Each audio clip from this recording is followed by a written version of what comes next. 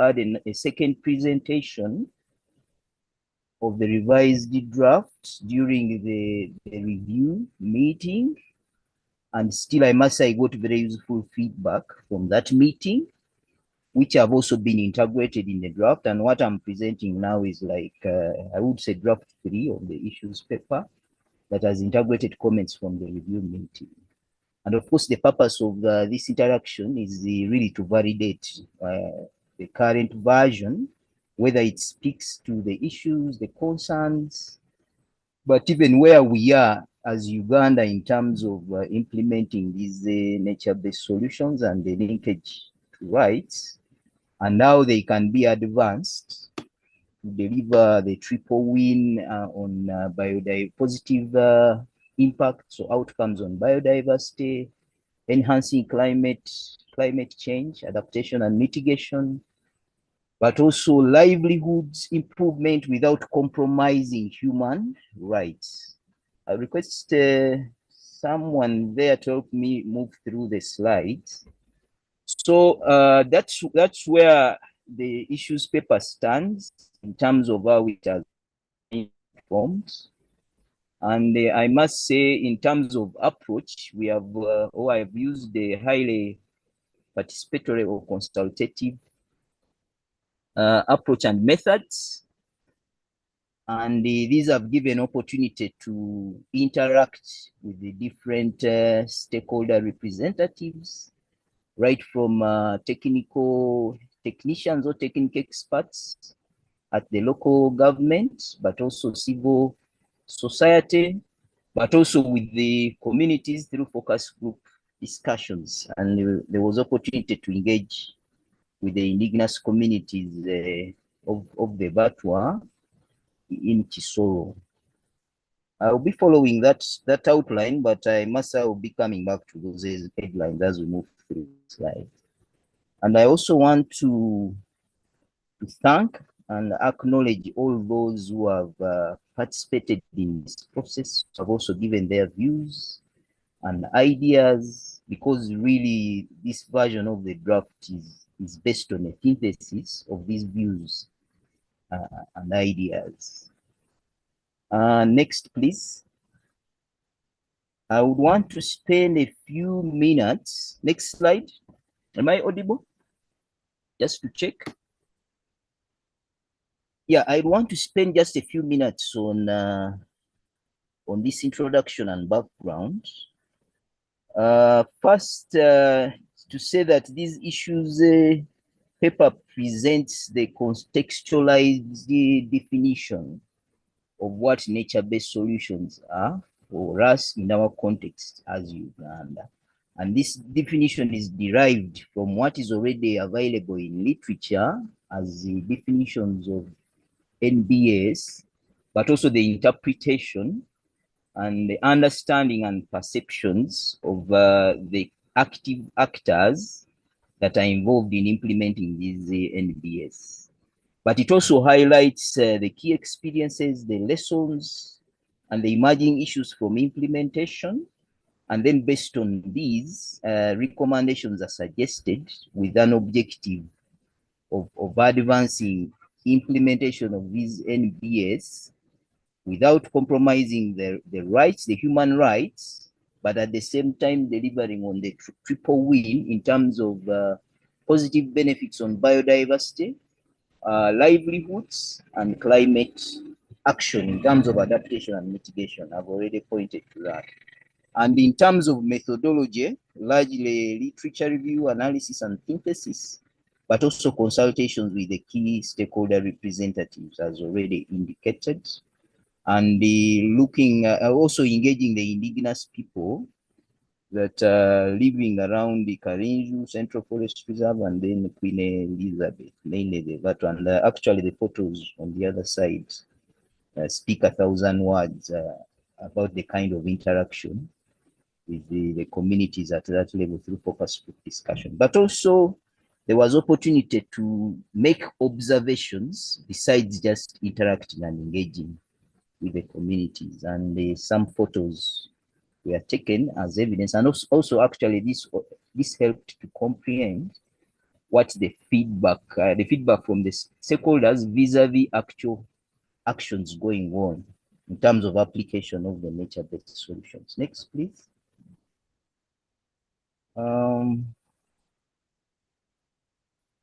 Next slide. The subsequent slides are providing information. Of course, I've already gone through the methodology. I will not repeat.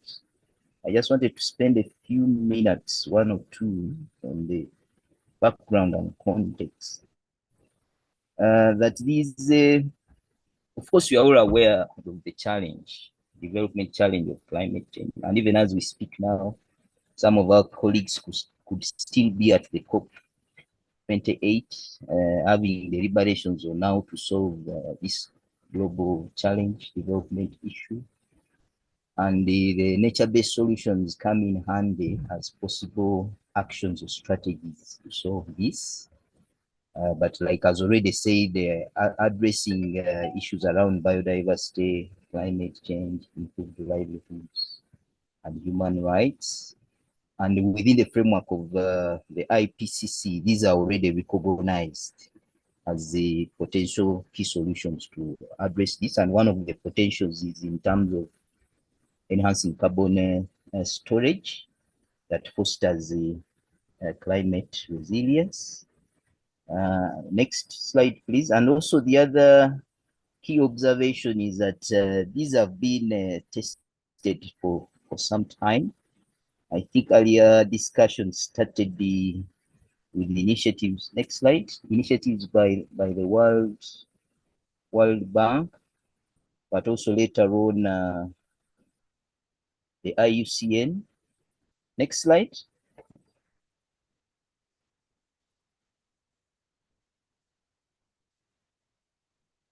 Next slide, please.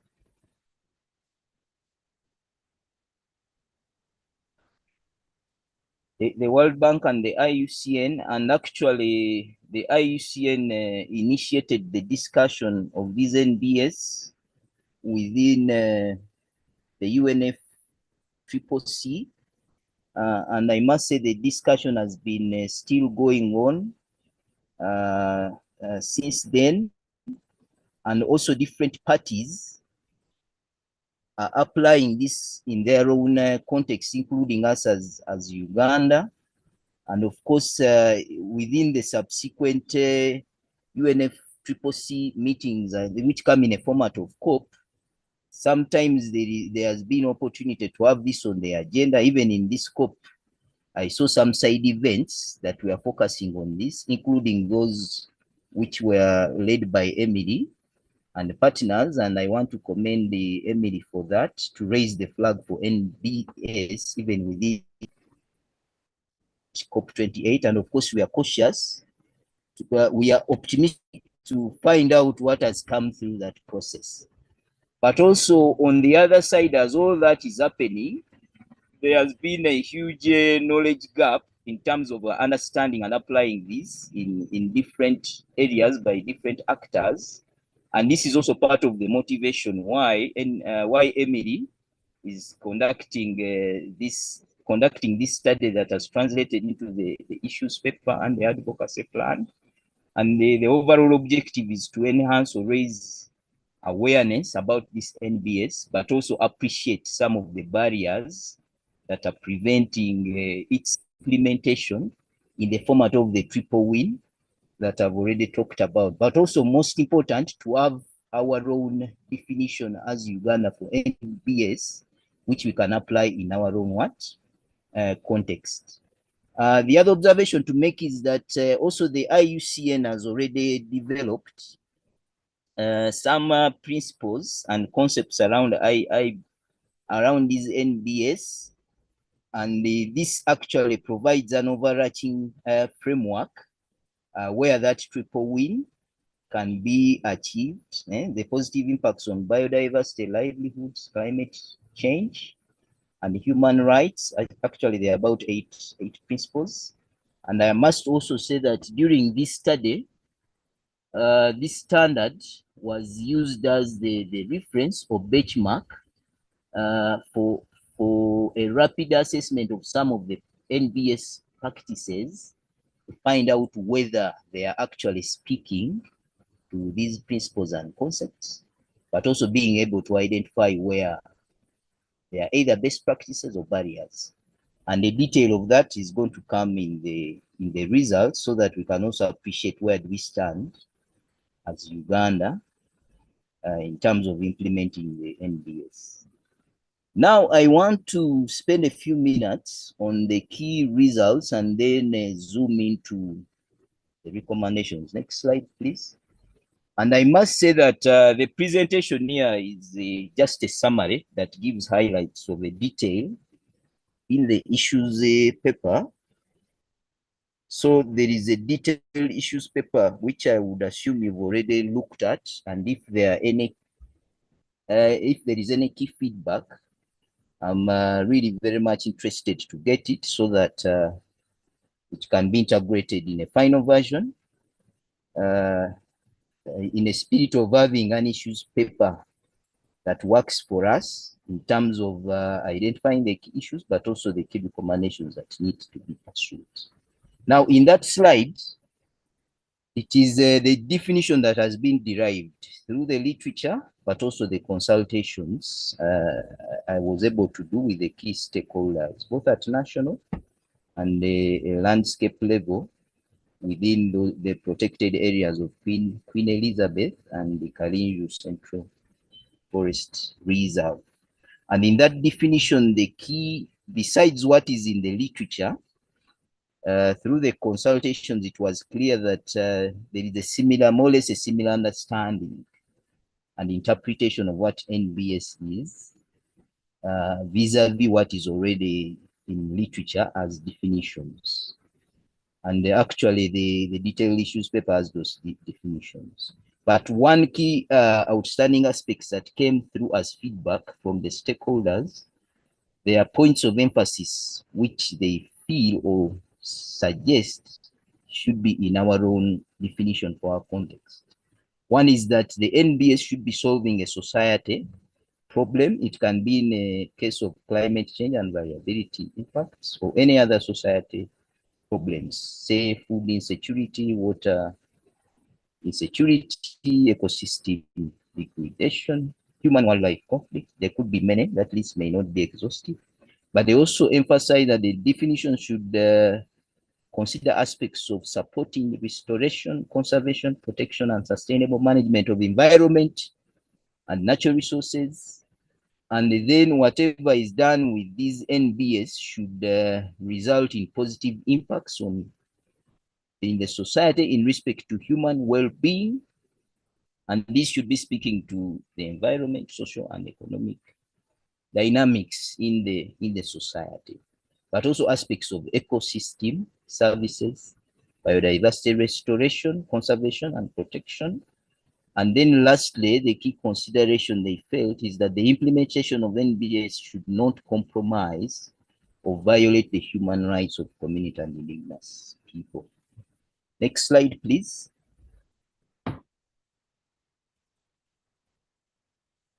Next slide. Next. Yeah, you can leave it at that. Now, here I will spend a bit of time just on the photo. I think my side, it's the right hand, on your side could.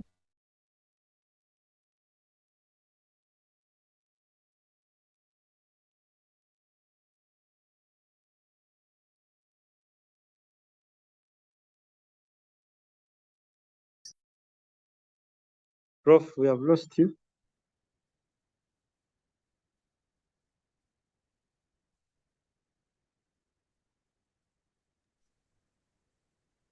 We are not hearing.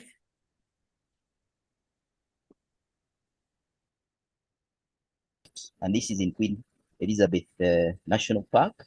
The area.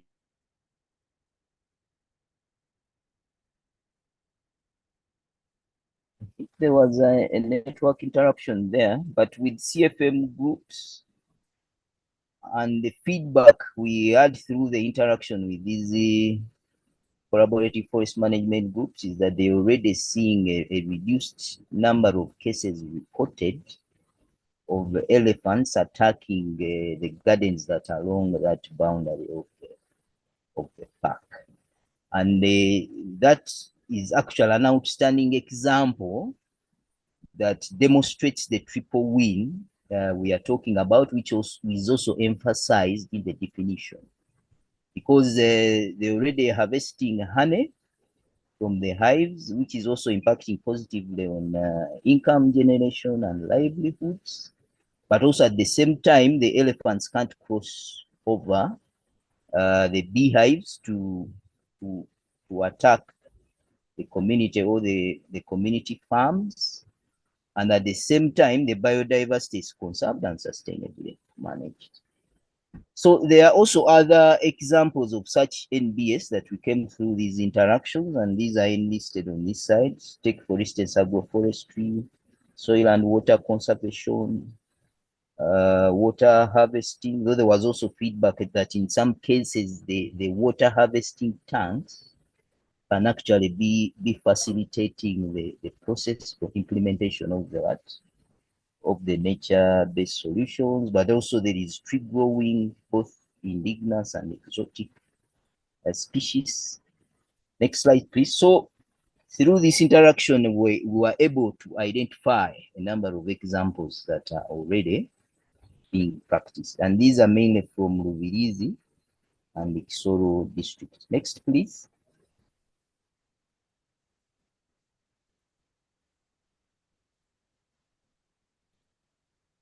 Next slide. Sorry, technology. Okay, as technology is taking shape, maybe I'll also try the old school kind of approach, because we need to Is that manage okay there? Can see? not yet.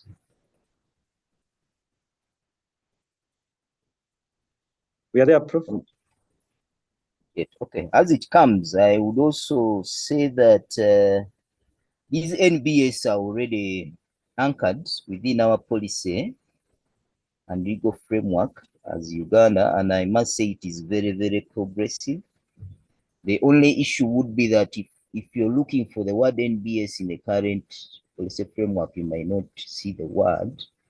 But if you put on your glasses and you're looking for the practices, the technologies, in other words, if you open up, you find that what has been defined as practices or technologies is actually already catered for in our policy and legal framework, right from the NDCs. But even before the NDCs came into play, and you look at other policies like the climate change policy, the environment policy, and even the environment and social safeguards framework, all those provide for this. But what is also very interesting is that our NDC is very, very progressive and gives actually clear guidance on how this can be applied. And actually, the NbS come as handy strategies to contribute towards achieving our national targets on adaptation and mitigation across the priority sectors. And maybe the other question could be, okay, why isn't the word NbS happening? I think you need to move on the slide that has, could be the next slide. Why has NbS not been explicitly? Excuse me, doctor. Mm. Hello, doctor. Allow we first switch this. Things are so disturbing. Technology can sometimes be difficult. Yeah, there are so many windows opened. So trying to check which one. So that is one.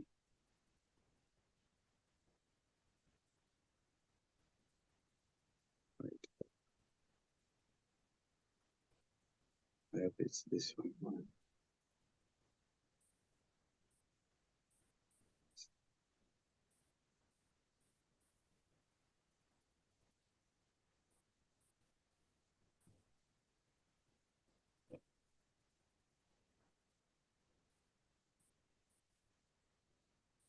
Okay, can we proceed?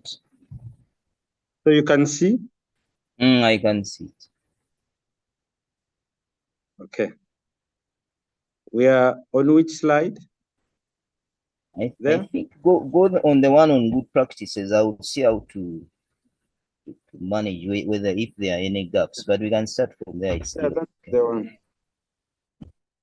So, in this study, we are also interested. There was interest in identifying what are good practices, especially those that would enable to deliver the triple win for NbS and rights. And here they are like, I think four on that slide. One is that if you want to achieve this, it's important to do a community needs assessment. This helps in understanding and appreciating the needs and concerns of the community, and then any responsive action is aligned to that. That is very important in a way that it enables creating ownership of the interventions, and in the medium and long term, it also contributes to the sustainability of the interventions. And there were actually clear cases where that particular best practices has been applied. And one of them is the restoration of River Chijina by URP and partners. And then one other best practice is on structured stakeholder engagement for joint planning, implementation, and monitoring as these NBS are being applied. And then having investment plans as a framework for investment in NBS. These come in very handy because in a scenario where there are many development actors in the landscape who could have different interests and capacities, it means that if that investment plan is there, these capacities can be applied to the needs which the investment plan has already synthesized and analyzed. And if this is done very well, then there is a build up from one investment to another. And interesting, from experience, most of these initiatives are short term, maybe 1 or 2 years, but yet application of NBS requires a long term. So that framework comes in handy to be able or to guide which resources should be put where, and those resources should be speaking to the priorities of that particular community or landscape. And then anchoring the NBS within the community-based natural resource user groups also was identified as a key best practice. And these groups could be fisher folk, wetlands or forest adjacent communities. And actually, these are like the foot soldiers who take lead in the implementation of these NBS, working in collaboration, could be with duty bearers like NFA, the local government, or even civil society organizations. Next, please.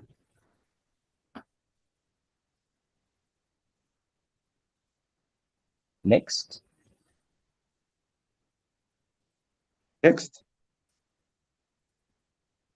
Okay. Yeah, now these are photos which speak 1,000 words, and most of them, or some of them, are for a community group at Katala. It's called Katala Women's Group that I've already talked about, who have that face of the beehives in way of addressing the human wildlife conflict, but they're also accessing resources from the park. And this is through a collaborative resources management arrangement with UA. And one of the photos there is showing the elephant dung, which they pick from the park, and then they're able to make crafts. And these crafts are don't go for free. If you visit there, actually, you leave 10 or $20 to these women. And then they have a circle, a saving scheme, which they are also managing themselves. And when you look at at all that kind of arrangement, in a way, it means that the application of the NBS is actually facilitating or enabling to have the positive impacts we talked about on biodiversity, in the sense that now they are either no longer encroaching on the encroaching into the protected area, but they are also very keen because of the benefits they already have. They would report illegal activities in the protected areas to the duty bearers, but also at the same time, they are using some of the resources to do income generating activities, which are impacting positively on their livelihoods. And also as we have the positive on the biodiversity, there is also positive impact on climate in terms of mitigation, but also adaptation. Actually, they are even selling honey there, and they have a honey processing unit. And then this other photo is showing the investment plans I've already talked about. Some of the partners have already developed those investment plans targeting specific either natural resources or user groups. Yeah, so I just wanted to use those photos as evidence to show that actually some good things are happening around NbS and rights, and at a certain scale they're already delivering on the triple win. Maybe the question is on how to scale up and scale these out so that we can have the kind of desired impacts to address the big challenge of climate change, but also the big challenge of the biodiversity loss that results in environment and natural resource degradation, and even compounds the challenge of climate change. Next slide.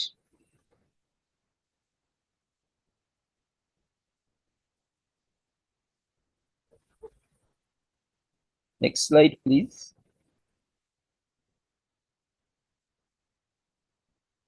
Okay, now you can leave at that. This slide is just showing that there is a relationship between NbS and rights. And actually, this was one of the research questions for the study, to find out whether there is really a relationship. And if it's there, to clearly show what it is.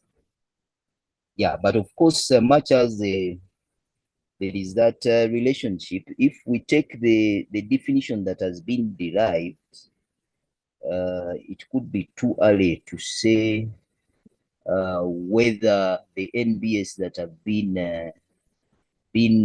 are being implemented would result in a violation of human rights.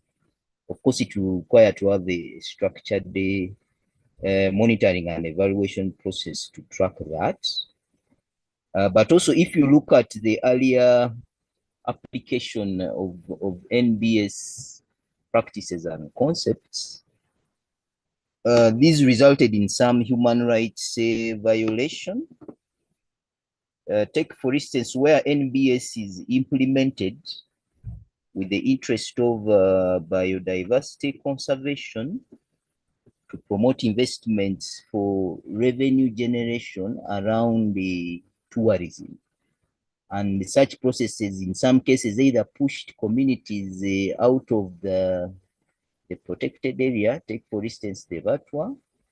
Some of them became landless. Some of them lost their livelihoods. And even in some cases where forceful evictions were done, you could find that there was even loss of what? Loss of lives. And even as we speak now, for communities that have faced such injustices, they are living in abject poverty. And in some cases, they're even not accessing the services, the government services, like any other citizens are receiving.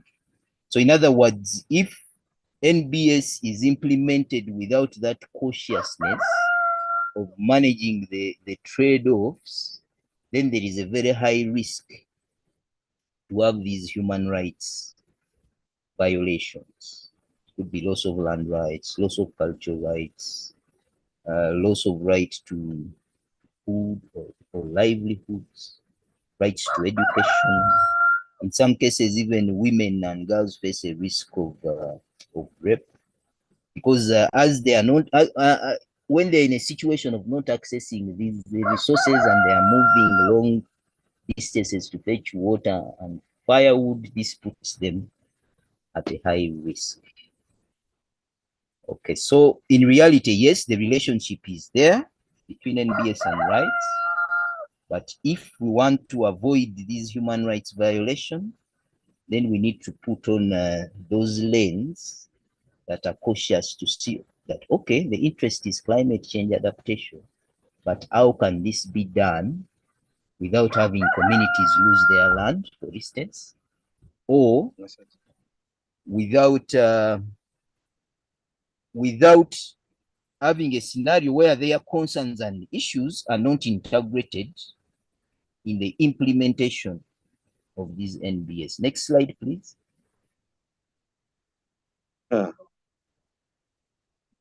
Prof, wait, asking for co-host arrangements. If I can present it from this side, maybe it could work. Please continue. Otherwise, we'll just say. Otherwise, let me continue since the presentation was shared and the detailed issues paper was shared. Now, whereas there are those some examples I've shared as best practices in the application of NbS without compromising the rights and delivering the triple win, and at whatever scale it is, it also came out clearly from the consultations that there are challenges that affect effective implementation of NbS in Uganda. One is that we are all at different levels of understanding, interpretation, and application of these NbS. Whether it's duty bearers, right holders, there is still a gap. And of course, having a mixed or different interpretation can in one or the other affect the implementation, especially if you're not at the same page. And of course, where we are now, we don't have the working definition. It's good that this process has helped us to contextualize our own definition as Uganda. And it also means that as we are engaging with other actors, even at a global level, promoting NbS, at least we have our own definition. We'll have our own definition based on our context. I think there is a step made. But of course, now where we are going, to be good to popularize this definition. And then the impacts or results from implementation take medium and long term to be delivered. But as this time passes, the communities have immediate needs and expectations. So it means that initiatives promoting or supporting NbS should have mechanisms for delivering the immediate needs of the communities so that the required time to have the impacts from the NbS can be achieved without interrupting the investments made around NbS. And then the actors and stakeholders are aware of the existing safeguards, and this really is speaking more to the duty bearers. They are aware that there is the IUCN global standards, the human rights-based approaches, and even the environment and social safeguards. But of course, these are not effectively implemented. So that presents some gaps.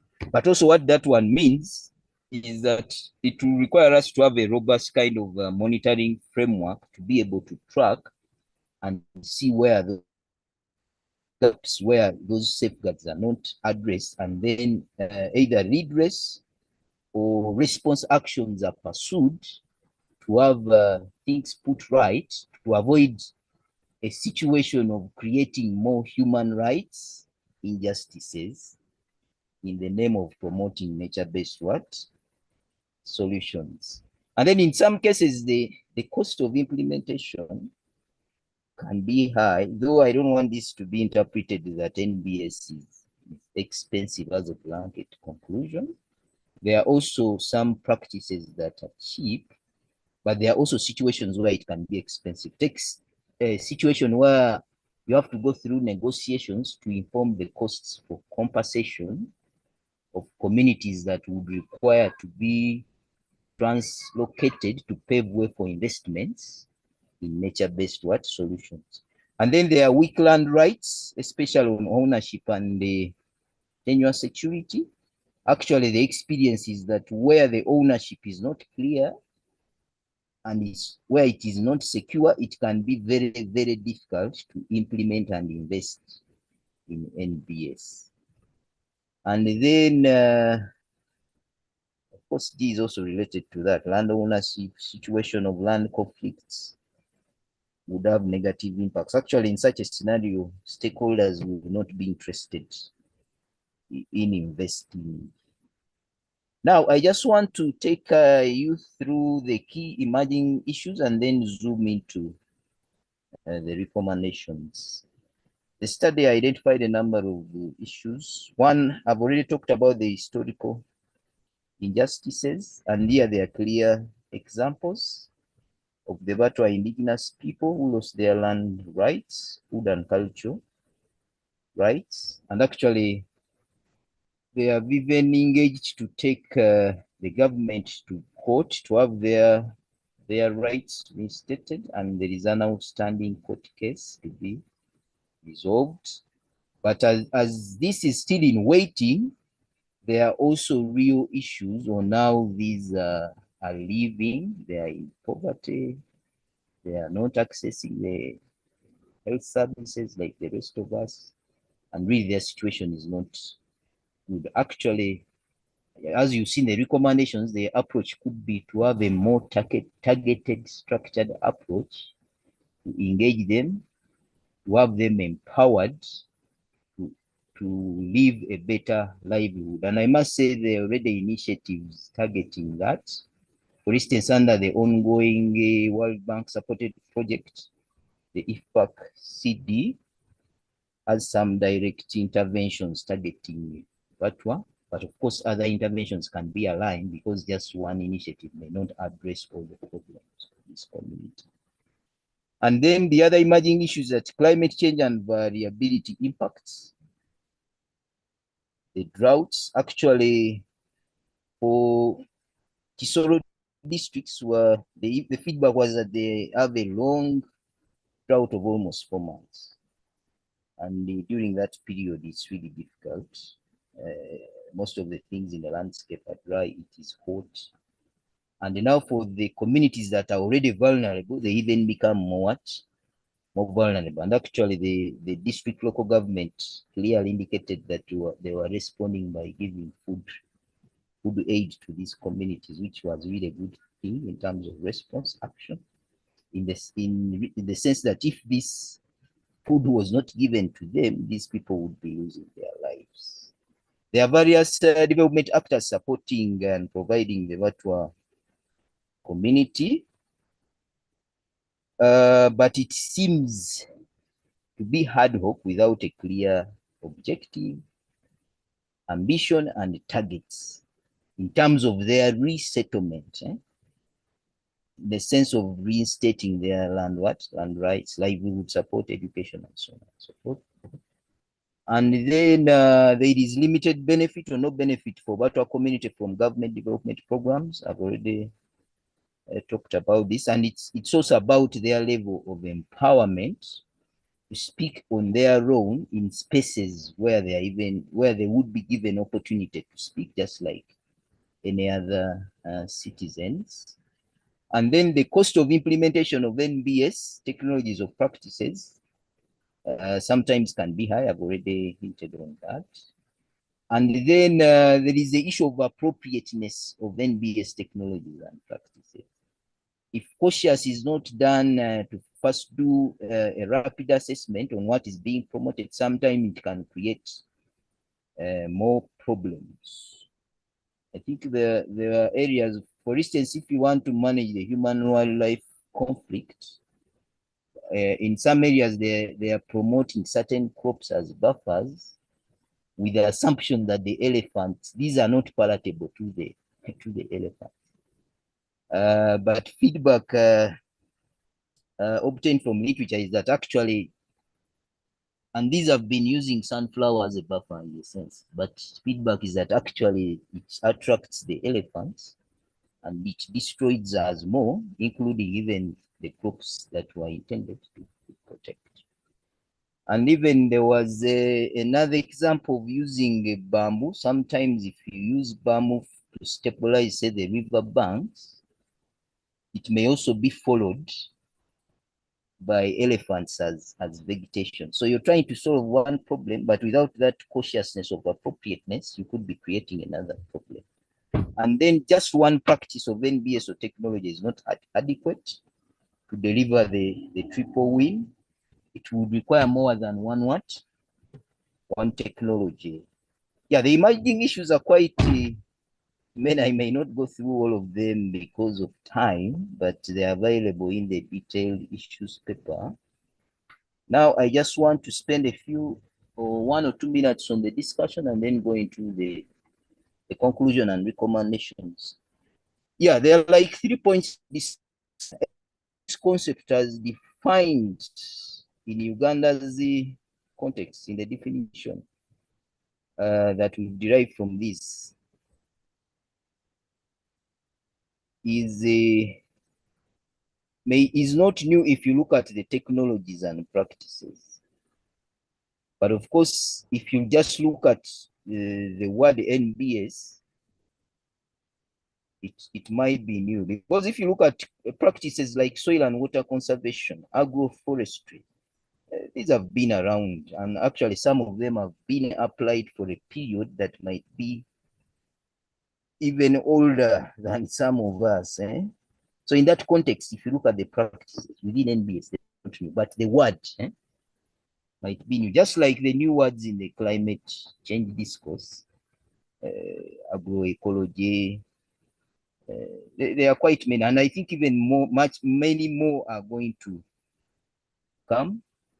And then the other point for discussion is that NbS comes with some trade-offs, and there should be clear mechanisms to address and manage these trade-offs through application and enforcement of environment and social safeguards in existing policy and legal framework. And in cases where our legal framework has gaps or it's weak, the IUCN global standard actually comes in as a handy framework to bridge those gaps. The only question is having it contextualized for ourselves and in Uganda, and then applying it to strengthen the existing policy.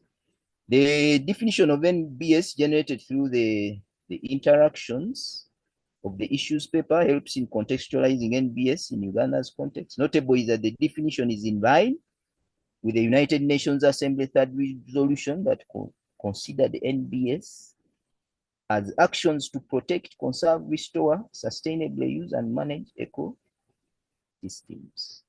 And then this definition now, if we can apply it, it helps us to have a shared understanding and interpretation of NbS among the different actors. And if applied, would facilitate implementation of NbS to deliver the triple win.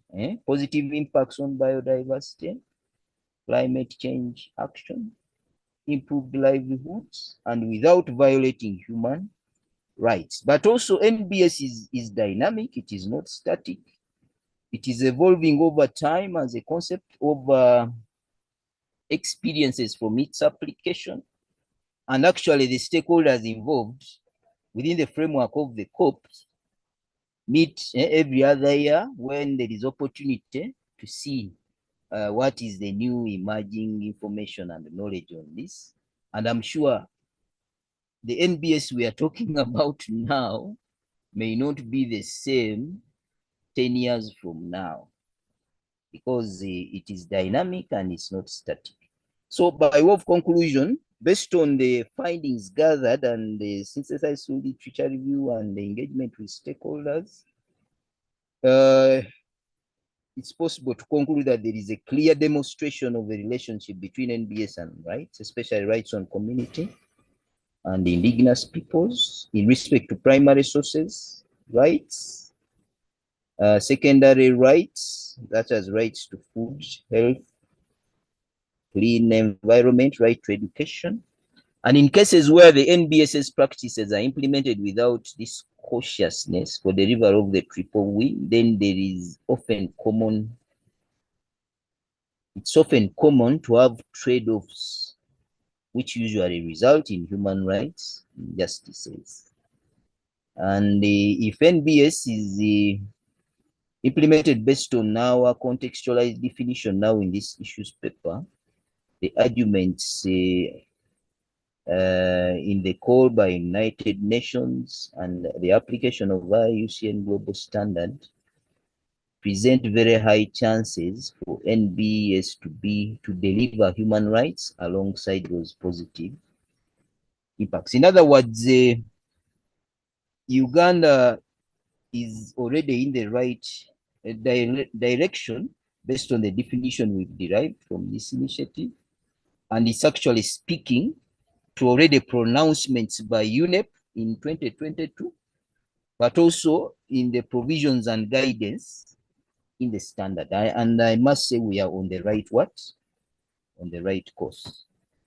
Now, the recommendations, I must say, responding to the emerging issues in terms of challenges of barriers for promoting or supporting implementation of NbS with the interest of delivering the triple win and avoiding violation of human rights.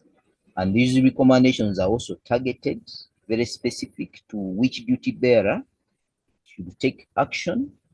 And also there are those recommendations that would apply to all actors involved or would be interested in promoting NbS in that context. And Chair, I will request that I will not go through the whole list, but maybe just highlight 2 or 3 under the respective categories and then end in the next 3 minutes. One is that NbS should consider approaches for integration of practices, technologies, and incentives to facilitate adequate implementation. In other words, it can be difficult to implement these NbS and deliver the triple win without the right mix of either practice, technology, or incentive. Those should be integral as part of the NbS. And then the other one is that technological assessments for appropriateness are also important to see that whatever is supported or promoted within the NbS is effective and efficient to address the societal challenge, but also not creating another what? Another challenge. And then implementing NbS should be informed by risk assessments and even having in place risk mitigation plans that stipulate clear actions on how the risks would be managed. And it shouldn't only stop at having the risk management plan, but also attaching a budget to ensure that this risk management plan is not going to remain on paper. And the NbS should not be implemented in isolation. It is important to anchor them within a policy framework, a program, and moreover should be a government kind of what? Program, because for such programs there is continuity. The design of NbS should recognize these trade-offs and pursue a fair and transparent negotiation of the trade-offs and compensations. Yeah, there are quite many others. Documentation of experiences is equally important. Actually, if we can have a scenario where you can go and access the experiences around NbS across the country, if this can even be done as an online kind of facility, it will make a lot of sense. I know climate change is already doing that for the climate change department in Ministry of Water and Environment. It's doing a commendable job in tracking the adaptation and the mitigation projects and the actors.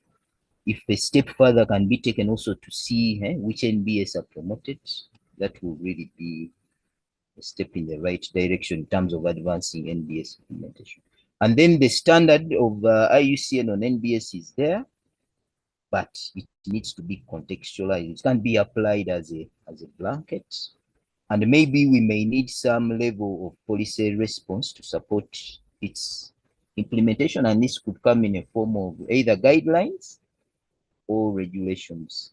Now, the other recommendations are the targeted ones, some pointing to the Ministry of Water and Environment, the development partners, the civil society, to bridge the gap on awareness.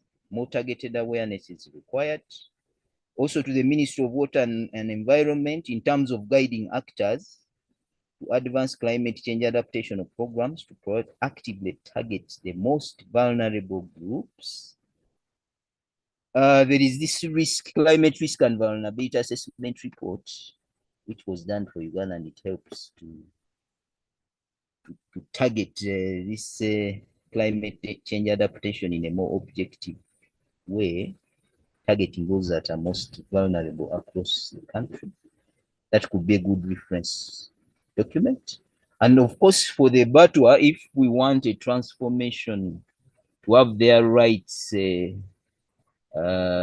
addressed and the injustices addressed, maybe we need to look at a more targeted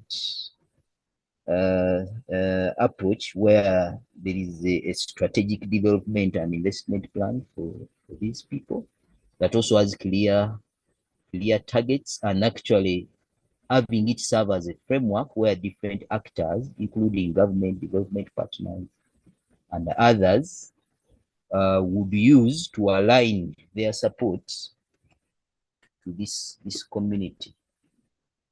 And lastly, the CSOs and development partners should also advance more targeted empowerment programs for the indigenous people.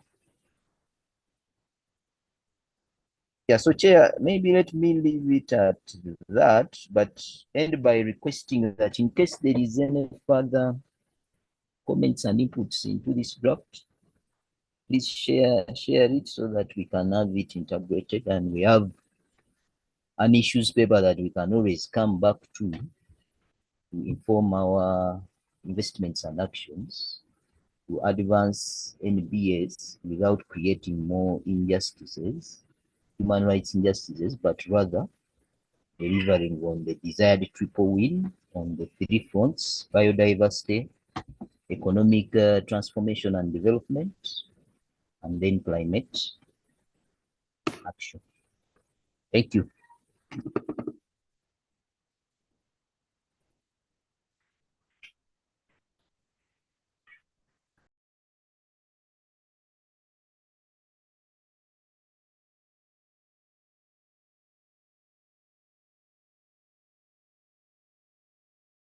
Doctor, are you still there with us? Yes, I'm still available. I'm still available. Thank you.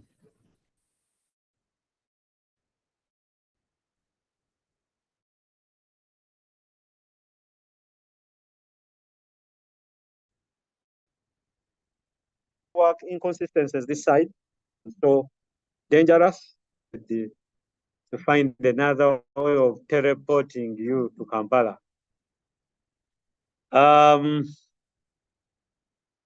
It's not making you co-host.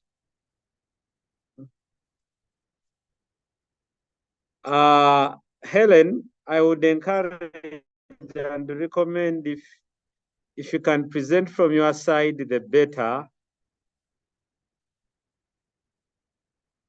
such that you don't get the same challenges. Make him, you're not a co-host. So, colleagues, let's start with those online. That has been Dr. Zake work ever since we held the review meeting, I think a few months ago. And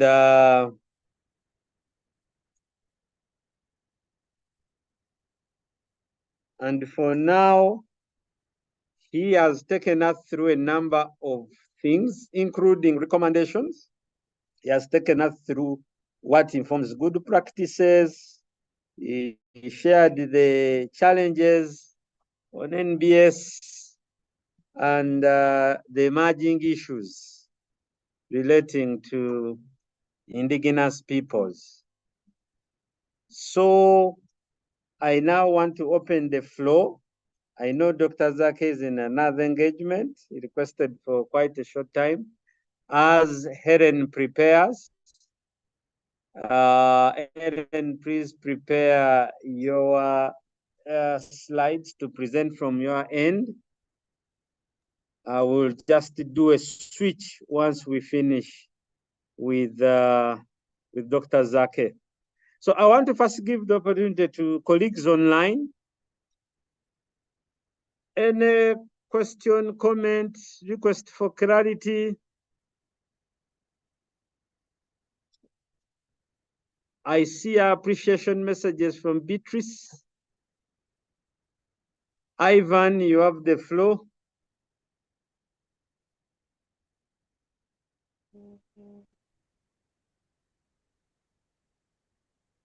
Ivan, can you unmute and speak, please? Yes, please. Thank you very much. I have just a question, general one, which maybe doctor can help us to figure out whether it is possible in his recommendation to define for us most of the rights actors, most especially at a higher level, because he has mentioned about local government and other people in the area where he was carrying out engagements. But I wanted to hear more, maybe engagements at a national level, where maybe WWF can maybe engage, take an example, one of the committees in the parliament, to see if some of these issues can be incorporated within, take an example, in existing acts of parliament, or whether we can have a new act on NbS in Uganda. I submit.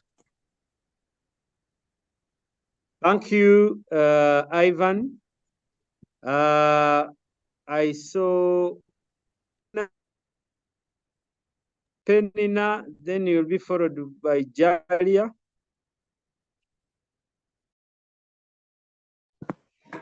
Okay, thank you, Chair, for the opportunity, and Dr. Joshua for detailed presentation. I recommend efforts put in the paper. It's really interesting and provides a lot of information. I've captured a few issues I thought maybe you could share. We know that government is doing a lot in respect to biodiversity and NbS. So I was wondering if this paper consulted government's efforts on the reviewing of this NbS too, because it's being developed, and I think it would be a good paper to inform this one also for either integration and of course coordination of the issues that we are identifying, not contradicting what they're also raising in that paper. And of course, that this paper could also inform the current review of the NbS. Secondly, he mentioned something on defining NbS, and I could also be in agreement, though I didn't hear written recommendations. I don't know whether it's captured. We really need to know the definition of NbS vis-a-vis climate interventions or best practices that are being practiced on the ground. Lastly, I had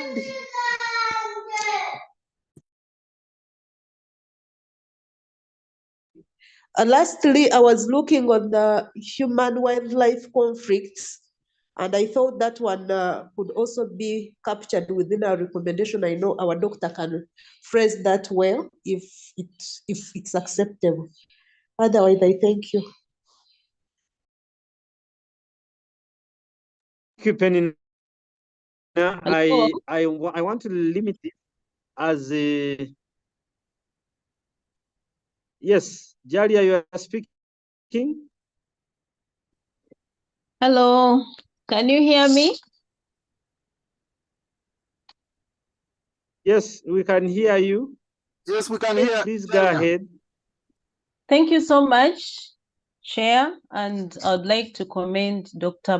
Zake for the presentation. It has been eloquent, and I would like to share my insights in regard to NbS.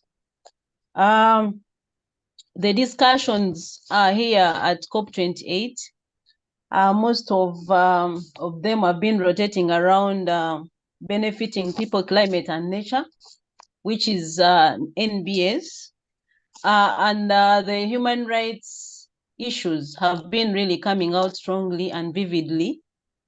So we see that most of the issues which Dr. Joshua has touched are really in line with what is discussed at COP.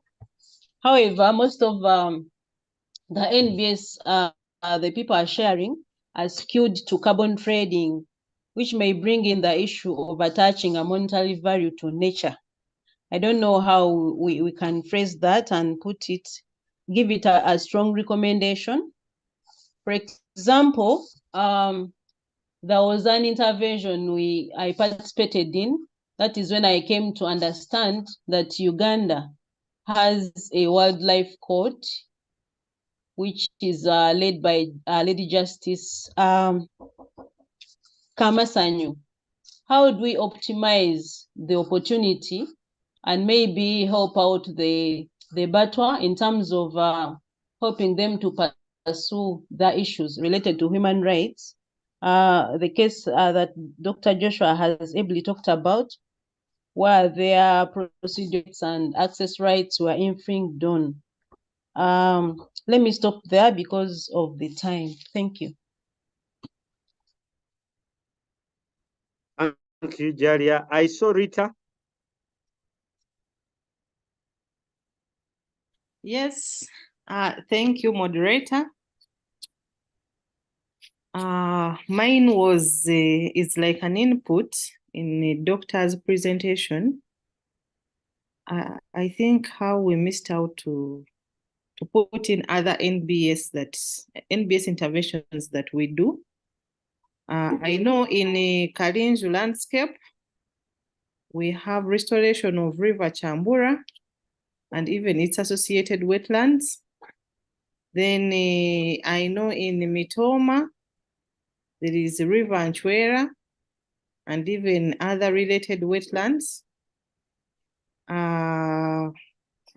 In Kisoro, I don't know others, but I was suggesting that we take NbS as a continuation of what we've been doing. So we've been doing wetland restoration, we've been doing restoration of forest reserves. So now if we state them like that or talk about them, I think we can be able to understand that NbS is something we've been doing, but now in a different way or in a different version. I thank you. Thank you. Before I come back to the physical who are enjoying refreshment, I would request Prof, you only have 1 minute. Most of them seem to agree that you have done good work from the comments which are collecting those typos related to eviction of Batwa and others. But please feel free. Over to you, Prof. Dr. Zake. Yeah, thank you, Mr. Bachika, for the opportunity and also moderating the session. colleagues, I appreciate your feedback and input on the presentation, but also which is speaking to the draft issues paper. And I must say, most of them are really observations that I'm going to look at more carefully to see how to align, and maybe just to emphasize the issue of NbS and rights. I must say that this issues paper alone is Muted, Prof. As I was muting Penny. sorry, I've unmuted myself. I was saying that most of the comments are additions to the issues paper. I'm going to look at them more carefully to see how I can align them, of course, in line with the terms of reference.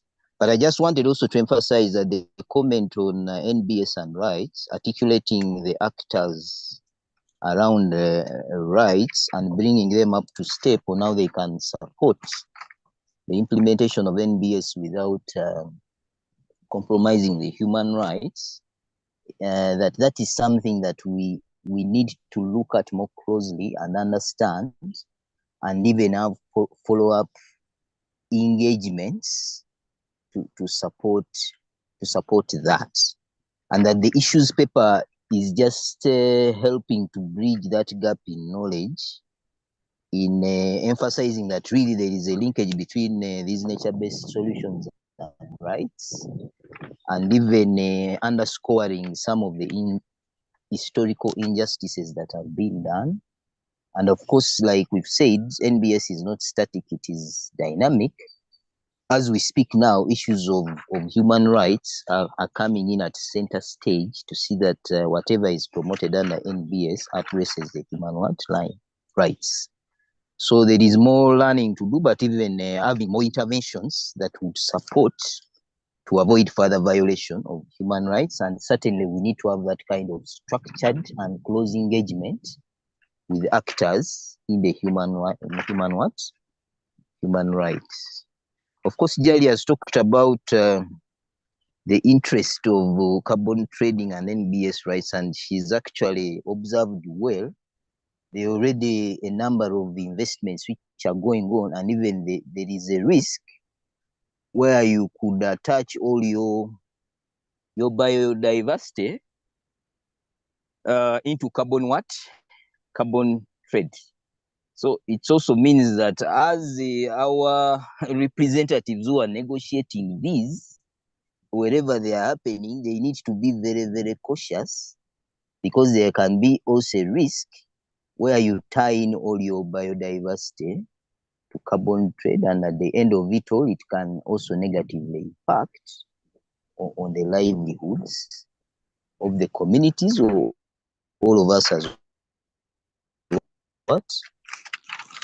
Ugandans. So in other words, in a nutshell, as we this trajectory of NbS and rights, there is quite a lot to learn, but we may also need to invest a bit in research, so that whenever we are in these spaces of negotiation, we are actually negotiating things that will not have negative impacts on us or on the three aspects: biodiversity, economic transformation, climate change adaptation, but also avoiding further violation of human rights, especially for the indigenous people or vulnerable groups within our community.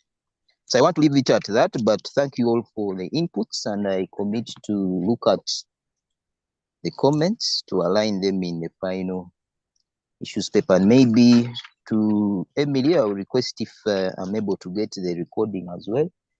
It will help me to have a better reference while addressing the comments. Thank you. Right away, Prof, and thank you. Anyone in the room who has a burning question to Prof, even if you want to respond it? Yes, Carol. Sorry.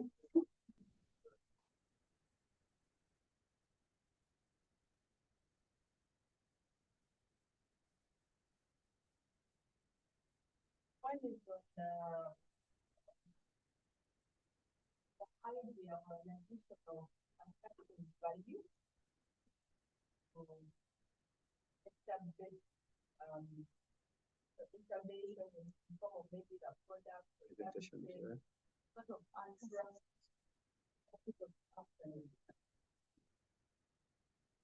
what the but that's not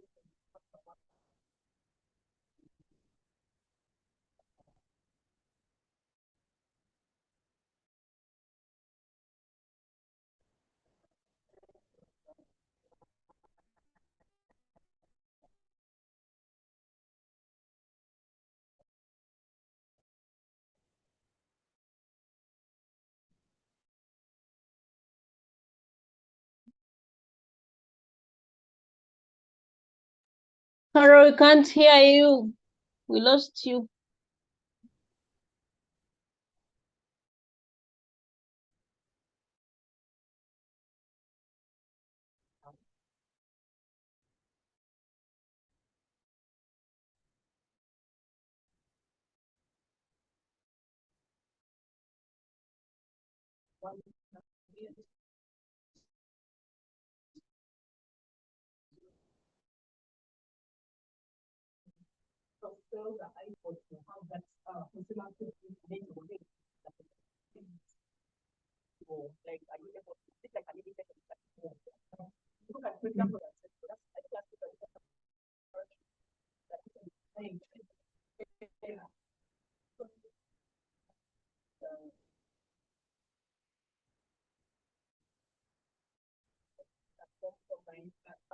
I sort of feel that today stakeholders.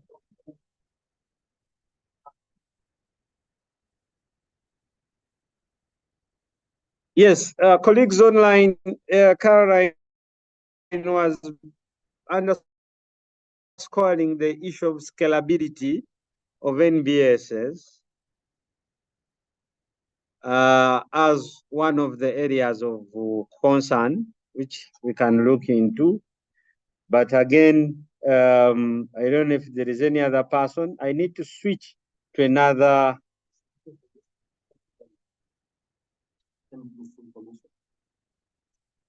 Okay.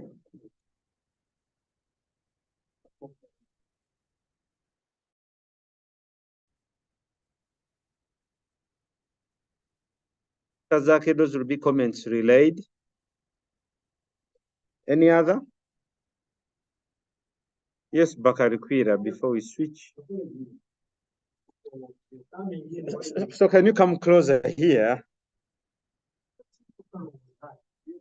Caro is a lady.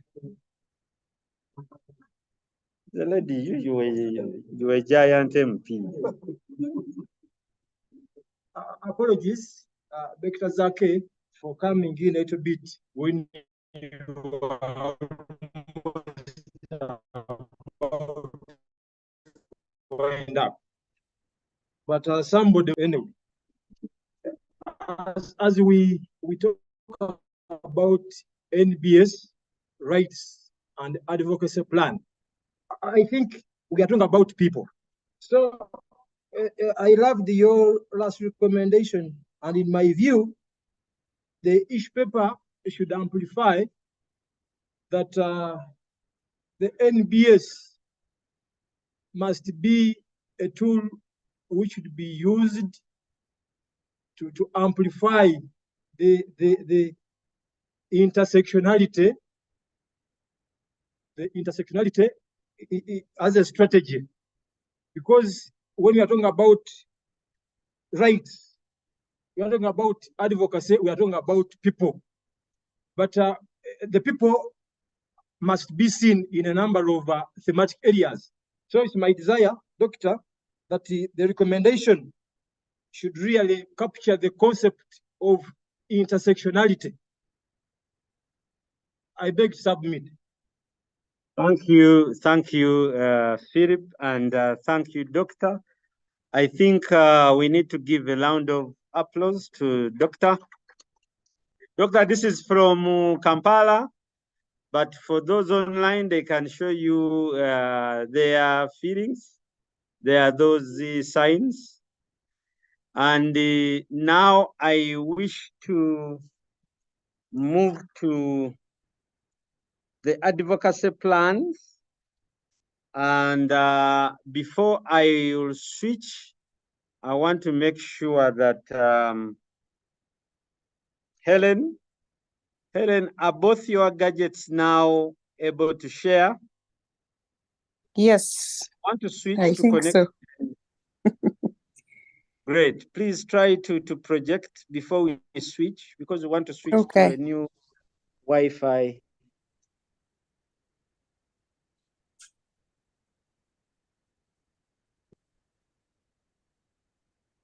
Great. We can see you here. I hope everyone online can see that. Yeah. All right. Great. Go to the Thank you. first page. Yes. All right. So should I go on or I wait for you to Please move? proceed. Okay. Proceed. Good afternoon, everyone. Thank you for entrusting me with this very important assignment. As Doctor was presenting, I was thinking to myself, I'm really humbled to be presenting after such a knowledgeable person. And I'm grateful to Emily for that opportunity. So my name is Helen again, and I have been lucky enough to support this activity to develop the advocacy plans. I'm going to do this in 3 ways. I prepared a small presentation and I will quickly go through it, which highlights mostly the information that we gathered as we interacted with the persons of interest. So just a small introduction about Emily and NbS. I don't think I need to very much dwell on that. But also we thought before we go to understanding what the advocacy issues are, we need to know what are the advocacy interventions that NbS interventions that have been done in these districts already. So that was where we started. And then we also asked the people we were consulting, what are the issues? What are the challenges that need to be advocated for? And so my presentation, this one, will focus mostly in that area. But before I go into it, I have my colleague that I have worked on this assignment with. Julius, kindly greet the people. Good afternoon, colleagues. I'm called Julius Turiahewa. I was working along with Helen on the advocacy plans for Rubirizi and Kisoro. Thank you. Thank you, Julius. So if we may go ahead.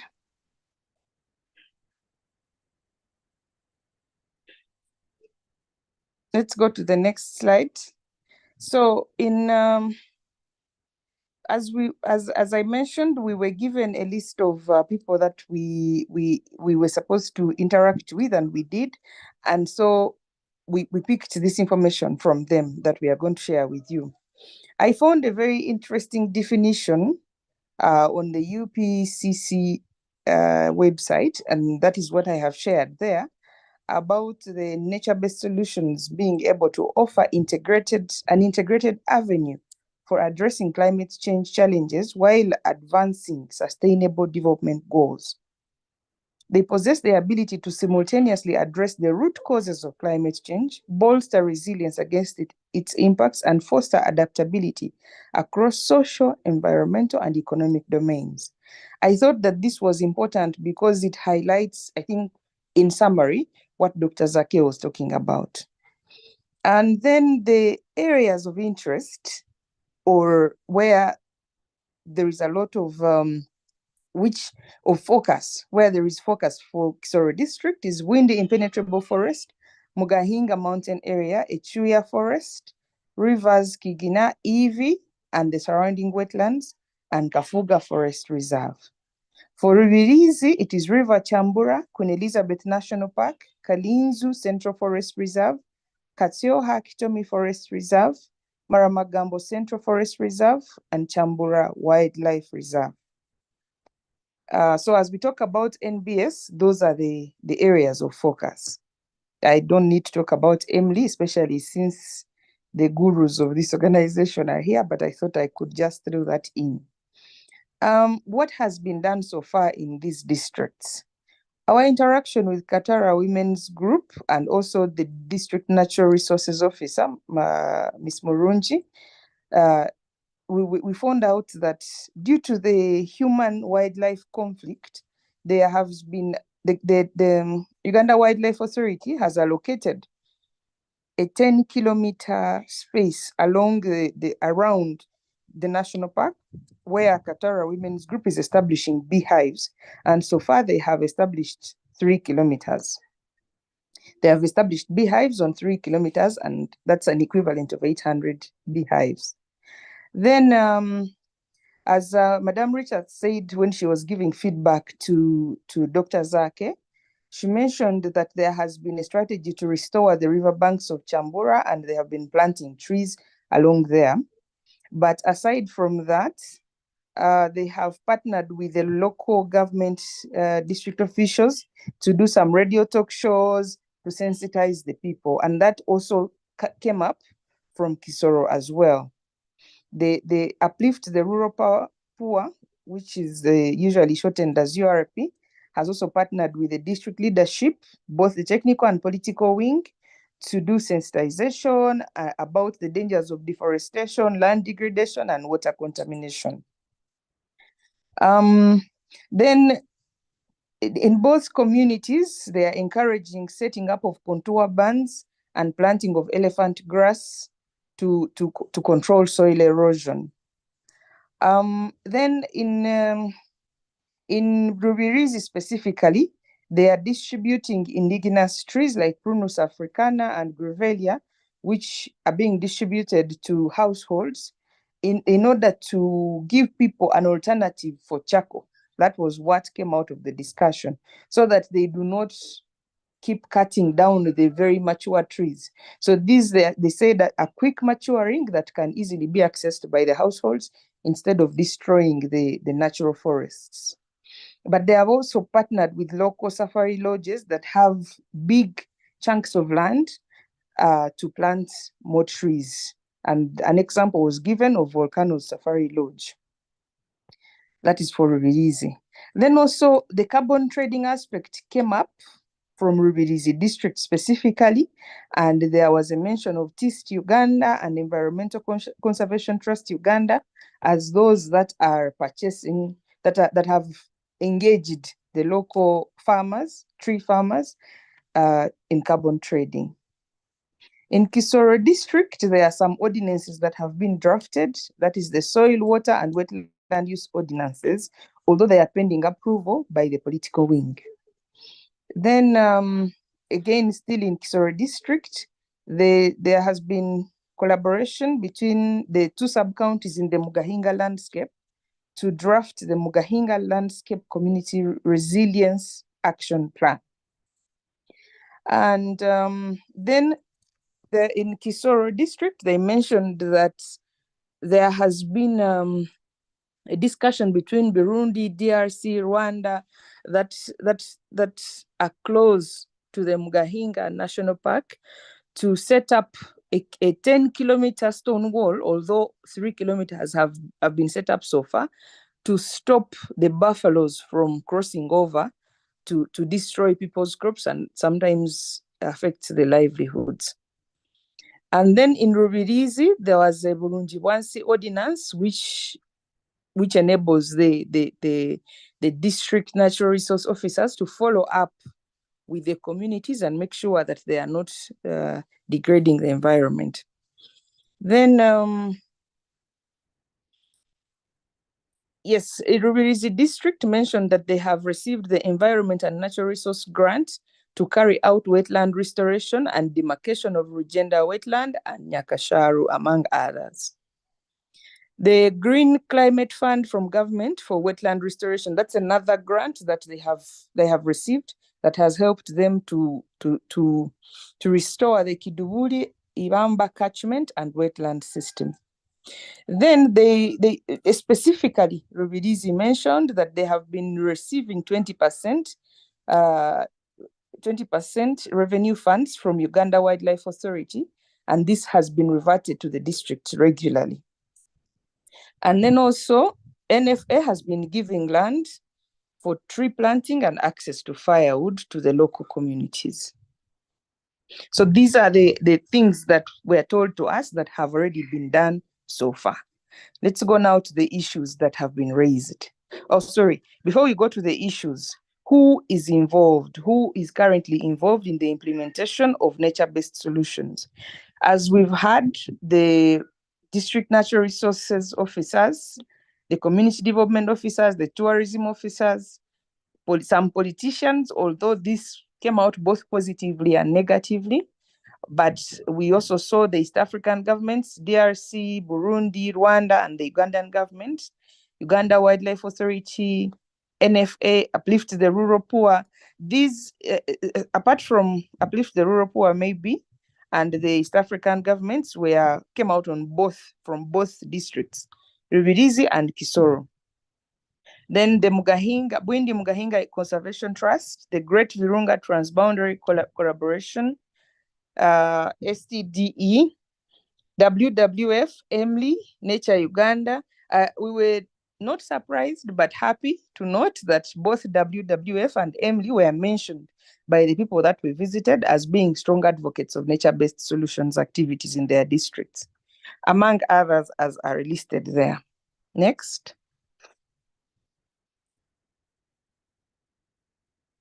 Julius, let's go to the next slide. Okay, so about the issues, the key issues, there were many issues that were raised from these districts as as areas that need to be advocated, but we picked out just a few critical ones.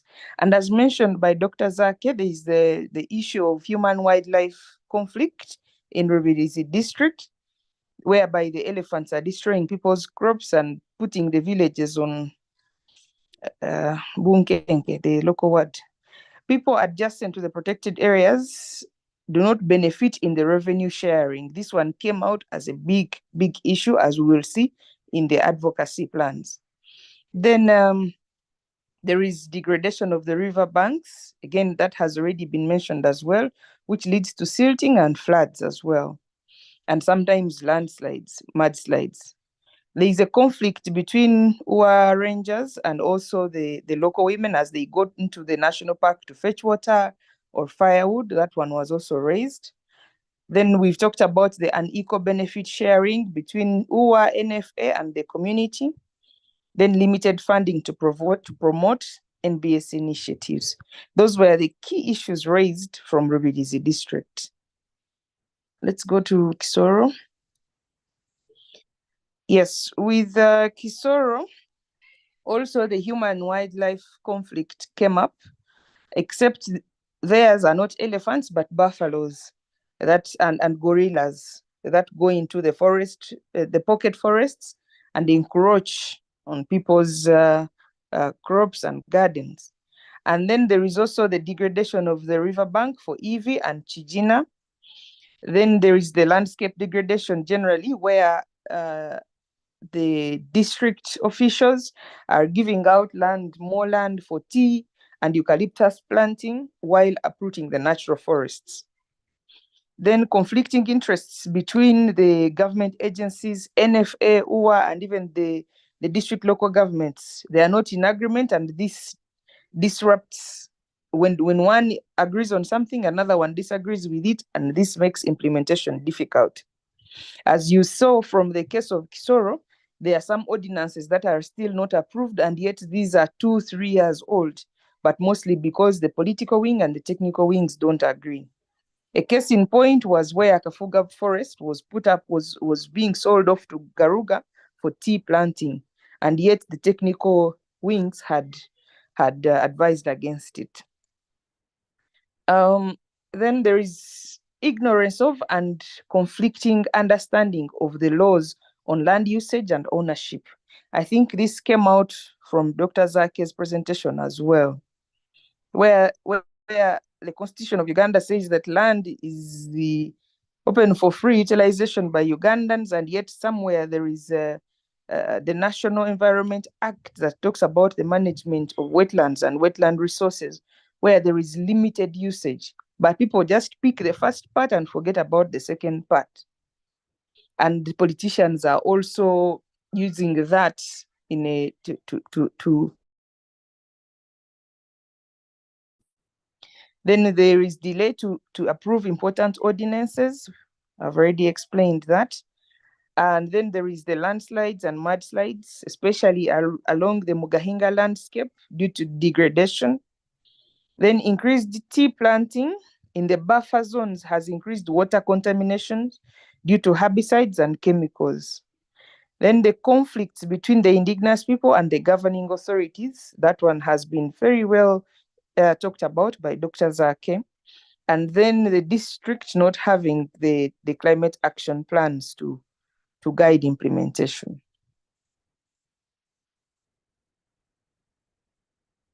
Next. Or we can now go to the district action plans.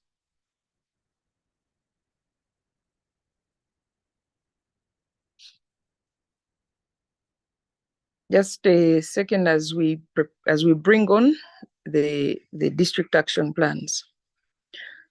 So going straight to the advocacy plans based on the issues that have been raised. Scroll down. I've already mentioned the people that are involved, but when we mention the advocacy issue and the solution raised, we'll also mention whom the district suggests to work with. So let's go down to the table where there are the advocacy plans. The first one and the most important one, according to Kisoro, is the ignorance of and conflicting understanding of laws on land usage and ownership. One article says one thing and another says another thing, and I've already mentioned that this is being misused to misguide the population surrounding these places, which makes the work of the technical teams difficult. So there is need to interpret the laws into local languages and draw simplified versions for increased awareness and better interpretation, especially among the local languages, among the local leaders, so that there is streamlined understanding. In this case, we were advised to look into what UWA has done, but where they have made drawings and cartoons and other such things that are easily relatable, even by people who have not gone to school. So the resource institutions that need to be involved here are UWA, NFA, local government authorities, and local CSOs. And these tools can be done, or the finances can be acquired through workshops, seminars, meetings, where these tools can be drafted. Next. On human-wildlife conflict, especially around the Mugahinga landscape, the wind impenetrable, and then the mountain gorillas, there is need to advocate for increasing the buffer zones and walls. Then there is also, in this case, we need to include UWA, NFA, local government authorities, but here when we talk about the local government authorities, we also refer to the East African governments that are surrounding the Mugahinga landscape to be involved here. And this can be done through meetings where we lobby and advocate for this to be done, especially on the side of Rwanda. There is the 3-kilometer wall that we saw is on the Ugandan side, but the buffaloes go through the Rwandan side and still get into Uganda. Then there is need to advocate for more compensation of the households whose gardens are repeatedly destroyed by the stray buffaloes, because there isn't any compensation done for now, and people are getting frustrated, so they end up killing the animals. And so the same agencies need to be involved, but there is also need to raise community awareness about their rights, so that themselves they are able to speak up and advocate for what belongs to them or what's rightfully theirs. Then there is a need to advocate for more revenue sharing with pocket forest owners. And that's a discussion that needs to happen between UWA, NFA, and local government authorities. And maybe some local CSOs that can advocate or mediate between the different agencies. Then there is need to lobby for UWA to take action and organize meetings with forest owners. Then the delay to approve important ordinances by the political wing. This came out at number 3. There is need to follow up on approval of the ordinances by the district council. That is what we need to advocate for. That is the district council and the district speakers. Yeah, and then to present again to the district sectoral committees so that these ordinances can finally be approved.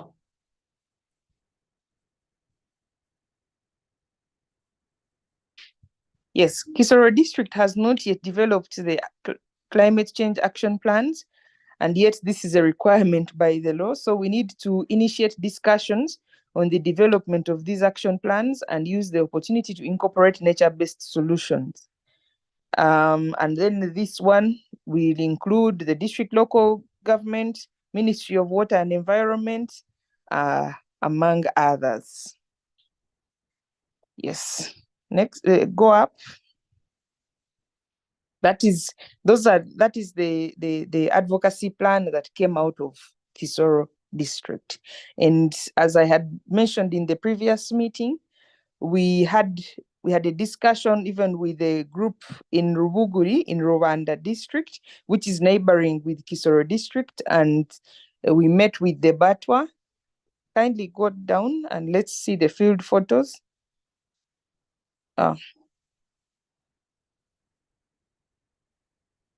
Hello, Julius?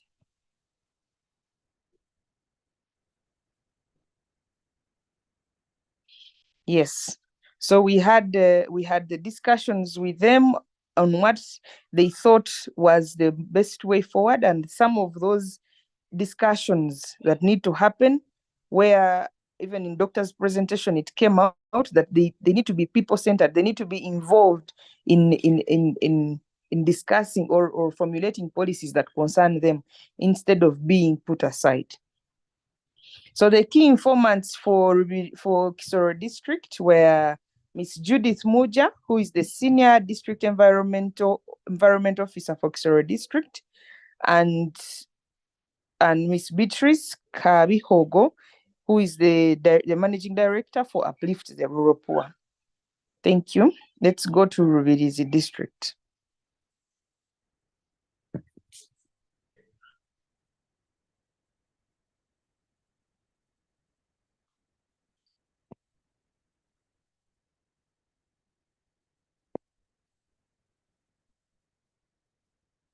Okay, so with Rubirizi district, actually in the previous presentation, we had not yet properly concluded because we hadn't yet had a discussion with Miss Murunji, but we finally did, and I'm happy to report the issues and advocacy plans proposed. So the major issue raised from Rubirizi was that there is limited resource allocation for integration and implementation of nature-based solutions.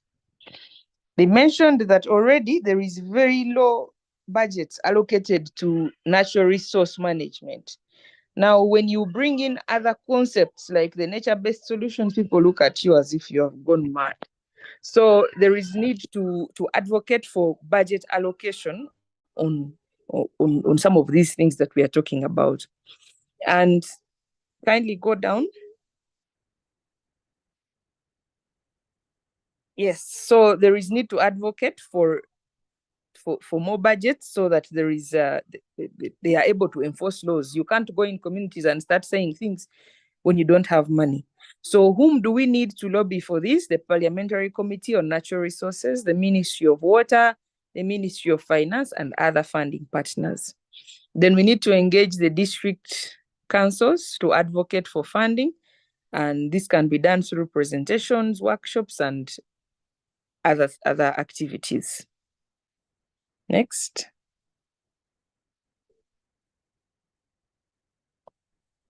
Then there is, as was the case with the Kisoro district, there is no revenue sharing for people living adjacent to the protected areas, despite engagement in co-management.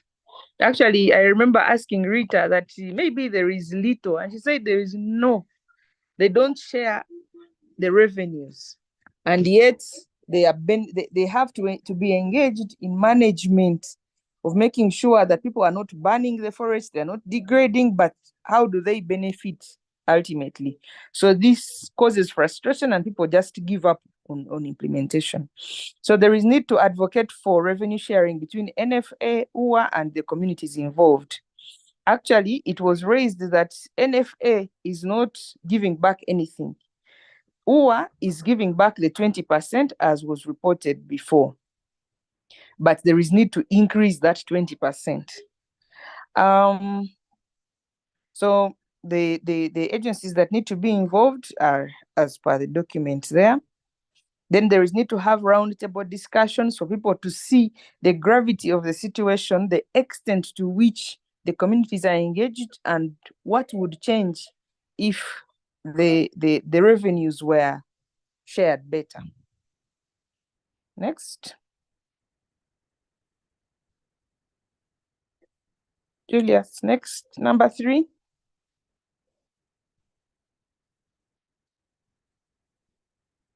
Then also there is a lack of or ignorance of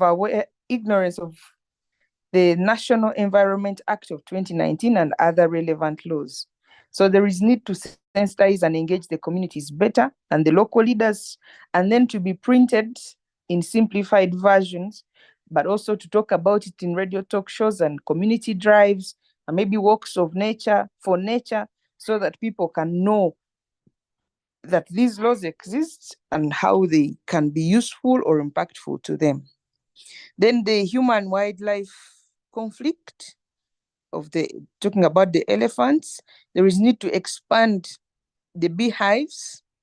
As I mentioned earlier, so far 3 kilometers, beehives have been established in 3 kilometers. There is need to expand to 10 kilometers. And that's a discussion that needs to involve UA, WWF, EMLI, and other local CSOs. Then number 5 is the deforestation of indigenous tree species for charcoal and timber. And this, there is need to promote the commercialize afforestation and reforestation through carbon trading. I think here, Jalia, we got you covered. It's already an advocacy issue that has been raised by Rubirizi district. And then promote quick maturing species like Grevillea as an alternative for charcoal burning. That instead of cutting down the mature trees, the natural forests, for them to cut down these. And then we need to engage the agencies that I mentioned earlier who are already involved in carbon trading.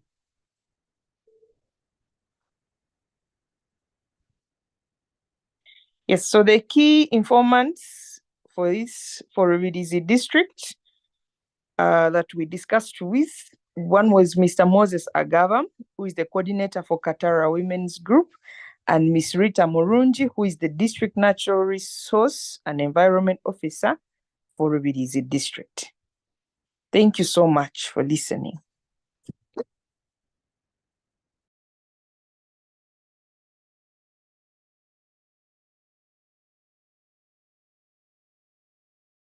Maybe Julius, you want to add something as a conclusion, since they are not yet coming? We are there, but continue. Okay, Julius, would you like to add something? No, just to say that the discussion around the nature-based solutions and the plans, the advocacy plans, one of the things that I could see clearly cross-cutting both the districts is the awareness. I think the awareness is really still low among the communities, and so in terms of these have both plans have actually captured that as a major area. In Rubirizi, the radio talk shows, I think, will be a big boost, maybe. But the Kisoro district are also taking that awareness, especially on the laws and how people understand some of these things. And it was a surprise to me, but I really could relate, seeing the fact that the politicians will pick one line in the law and use it to mislead or to communicate to the masses, and then yet they know that another law speaks about it very clear and does not contradict. So it's something that I think in the advocacy plan, in the implementation, is something that really needs a lot to focus on.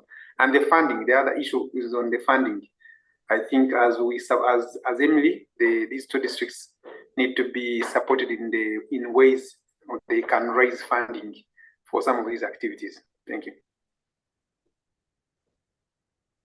Thank you very much, Helen and team, for these two advocacy plans. I want to open it up first from the representative of either Lubirizi or Kisoro to tell us whether those advocacy issues and intervention are feasible and they meet your needs. So let me start with the virtual colleagues again. For the ones here in the physical meeting, will come later. I see Rita, Winfred. Was there anything relating to indigenous peoples and local communities that you think was left out?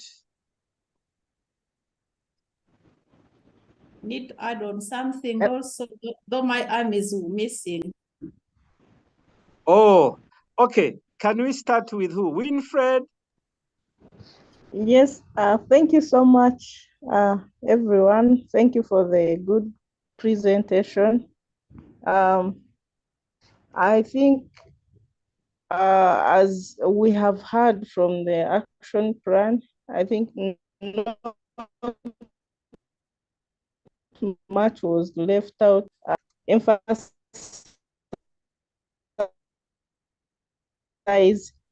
that the issue of involvement is key from the grassroots, that is from the beginning, not involving these indigenous peoples in the middle of the process or at the end of the process. But as we have seen, these advocates are quite wide. Sometimes we believe we have engaged majority of the indigenous peoples, but we realize maybe when we have handled one or consulted one or involved one or engaged one in a meeting, it's not satisfactory because this other person may be limited to share with the rest of the group members, and you find majority of them are not aware. So I would encourage and advise that massive involvement of these people, the indigenous peoples, could be more important than involving a few, because they are scattered and they don't live together, and sometimes they are limited to share this information unless it's done through maybe the community sensitizations, where it's also a challenge. Sometimes you don't meet all the people. So I would wish that if we are to involve these people, we tackle a mass or a number of them, not a one group, and leave out the majority. Thank you so much. Thank you, Winfred. Beatrice? Yeah, thank you, Winnie, for the Helen, for the good presentation. Mine, I'm clarifying on some things. First of all, Rubuguri is not in Kabare district, it is in Kisoro district. Even the picture you showed us around Bwindi, it is there down in Inteko. and it is in Kisoro district. Then on the climate change plan, it is not Mugahinga, it is Muramba Nyarusiza Sub-County Climate Change Resilience Action Plan, though they are on the slopes of Mugahinga. Then on the key actors, when you talked about the conflict around Mugahinga, where the buffer wall is around Rwanda, it is not there. There, I think one of the actors there, the good actors there would be GVTC, Great Virunga Transboundary Collaboration, because I see it as a good advocate of the three countries, Uganda, Rwanda, and DRC. Thank you. Thank you, Beatrice. Rita. Thank you, Mbaz, for the presentation. For us in Rubirizi, maybe the information was clear. I just wanted to emphasize on the revenues, the benefit sharing for the forest reserves, not Queen Elizabeth National Park. I think she highlighted about it, but it needs to be well put. Then also on the beehives, Katara was one part that is within one of the sub-counties that border with the Queen Elizabeth National Park, but we have other areas within the district that border Queen Elizabeth National Park. Queen Elizabeth National Park that need to be maybe highlighted, and that will include, we have others. We can just say that among the areas that Queen Elizabeth has given to communities include this, so that we don't specifically talk about Katara only. Then, yes, we've also done a lot of restoration on wetlands. There is one for Green Climate Fund, which needs to be put right, that it has done a lot of restoration within the area, and that is the Chidule Ibamba wetland system, and even its catchments. So I think Mbabas has done a good work, and I see most of the information is there on advocacy, without forgetting the mass awareness, which needs to be put loud or in capital letters about NbS. So that is one thing we need to do. A lot of awareness, a lot of sensitization need to be done, so that in everything that we advocate for, there is need of a lot of awareness, especially mass awareness, community engagements that we need to do. And that is why we recommended that without money, the sector can't do much. So if we advocate for increased funding to the Department of Natural Resources, we expect that almost everything will be undertaken. I think that is it that we can add as from Rubirizi. And maybe she also forgot to put in our photos. I'll remind her. Thank you. Thank you, and share those photos for Helen to include them. Now, Thank you, Helen, Rita. allow me some few minutes. I want to bring it up to the people who rarely come to field. So, colleagues in the room here, I see Philip. Oh, women last. Okay, so what we are going to do, because we really want Rita, we want Helen to capture you very well. I would encourage each of you to take a step forward and use not more than 1 minute, because she has been on this call for 2 hours. So we'll start You wait. Start. That is fast. What is wrong with you? You should be fast. Please. We can start from there. Thank you, Helen, for that elaborate presentation. I hope you're hearing. Helen, can you hear Yes, her? I am. Yes, I am. Yes, I am.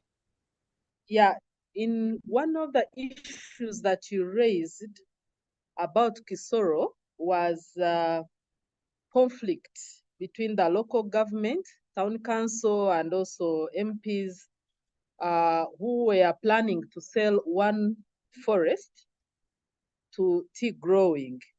I just wanted to know whether that forest has been sold or not. If it has not been sold, I believe it can come out clearly in the recommendations and as an advocacy issue.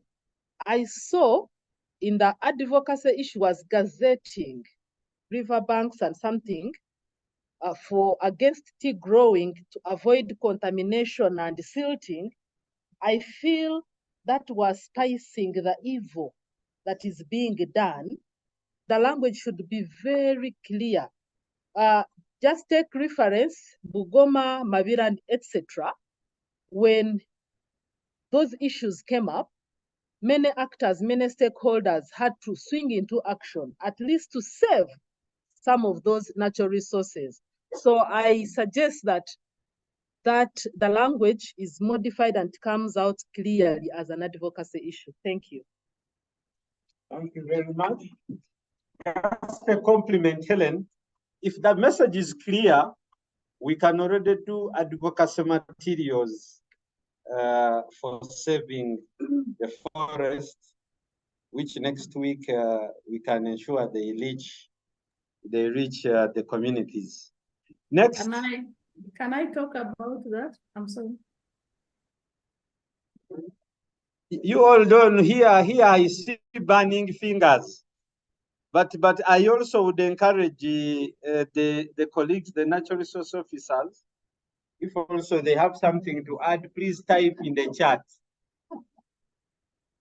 Please reintroduce yourself, madam.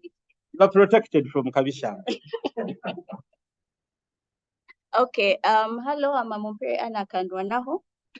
I wanted to commend, first of all, the consultant. This is very good work done. But I just thought there were areas we need to tweak on for these advocacy plans. The first is that we should be clear on the goal and specific objectives of each plan, that when a reader is starting with the plan, they know what the plan is for. The second is you have information, but it's not speaking to the action plan. What approaches need to be undertaken to achieve the change that we are seeking of these advocacy issues that you raised? Maybe you can have each plan having, like you had mentioned somewhere, meetings or capacity building or something, so that action plan can be a basis for fundraising, like your colleague had talked about. Now, the issue of how we are going to operationalize these plans comes into play by having an action plan that is clear on what approaches are needed to achieve the change. And I think that's all. I also wanted to say maybe what opportunities are there for that change. I think it was Murunji who mentioned something that is going on, aimed towards one of the issues. It would also be good to see that in the plans. Otherwise, good work. Okay. Gasta.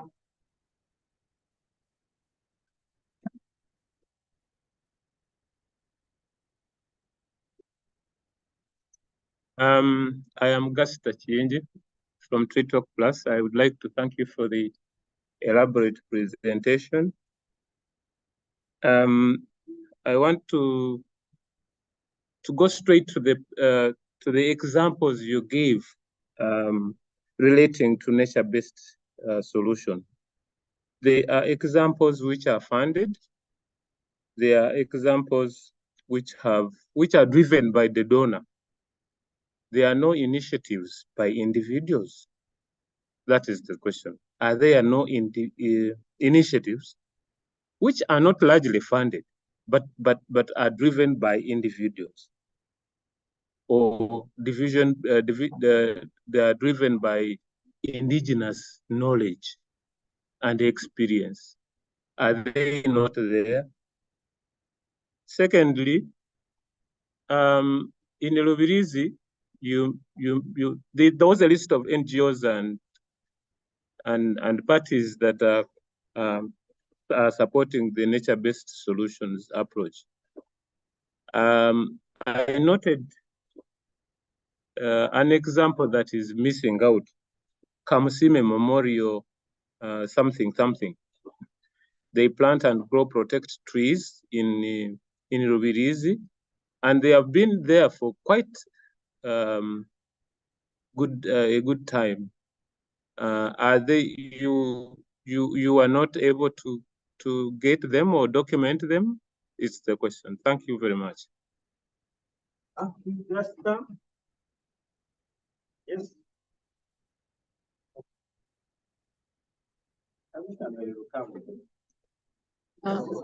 Thank you, Helen, for your presentation. Now, for both districts, the issue of utilization of local community structures didn't come out well. And yet this is very key for some of the things like the implementation of the ordinance. I think one of the districts implementing ordinances, but then also for sustainability of different nature-based interventions. I think, I don't know how it can come up in the advocacy plan, but there is need to make use of the existing, or to strengthen the existing ones, or to establish and strengthen, but usually they are nature-based committees or something at village or parish level that would be made use of. Also as a structure to address, as a grievance mechanism structure to address the various issues, or to take the issues to the other levels at sub-county or district level. Thank you, Dennis.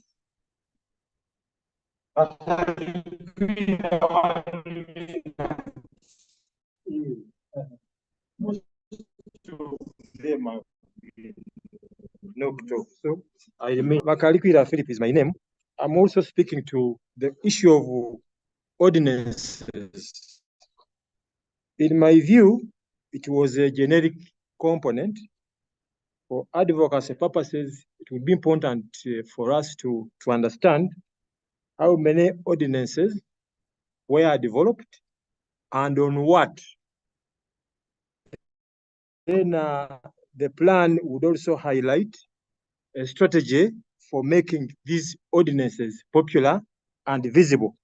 That would minimize on a danger, because there was a conflict of saying politicians again have issues and are trying to implement the ordinances, yet it is a tool for them to make them relevant and visible. So I thought that we would understand how many ordinances, because these are advocacy issues. For the district to come up with an ordinance, there must be an issue. And for you said there are many. From the local government perspective, ordinances, because they are processes. So I thought, Ellen, the person from Rubirizi, you would go deeper to have, for us to be in position to have evidence-based advocacy by telling us how many ordinances and on what, then the strategy for popularizing the ordinances. Thank you, Kabishanga. Okay, after Kabishanga, we are going to have because the issue I'm bringing in is gender-like. Thank you so much, Helen, for your presentation on gender inclusion, gender and social inclusion. Advocacy is people-focused, and we don't want to leave out anyone. So there could be issues that could be focused to a particular target group. I saw somewhere where there was a nature-based solution of beekeeping. Usually that one is, you find it is men. It's for men because it involves some economic activity. But then we want to see where people with disabilities, whether they were involved in this, and then the youth, particularly, if they had issues in this particular case, so that we don't do only the political, the technical, and such people. So for me, I would really love to see issues of inclusion, like the way the batwas came up the other side. You mentioned them somewhere, but let's have, I don't know how you're going to craft this, but we need to see some kind of gender and social inclusion. Thank you. Kabshan. Thank you. Okay, I thank our facilitators. I want to comment on the issues that is related to the river buffer zone areas. Okay, a tea estate, it begins like a project. Then it becomes a long-term investment. Now there is a process of issuing the certificate from NEMA. There are processes, we call them environmental impact assessment studies done. So you people, you need to access those studies. You found out, you need to access them. If you found that they are flouting the conditions that were put under that certificate, then the Office of the District Natural Resource Officers with the district environment officers have the powers to report to NEMA, or has the powers to inform other authorities like the Office of the RDC and other security agencies about what is being done if it becomes a bad practice. Therefore, I was of the view that that statement, you review it.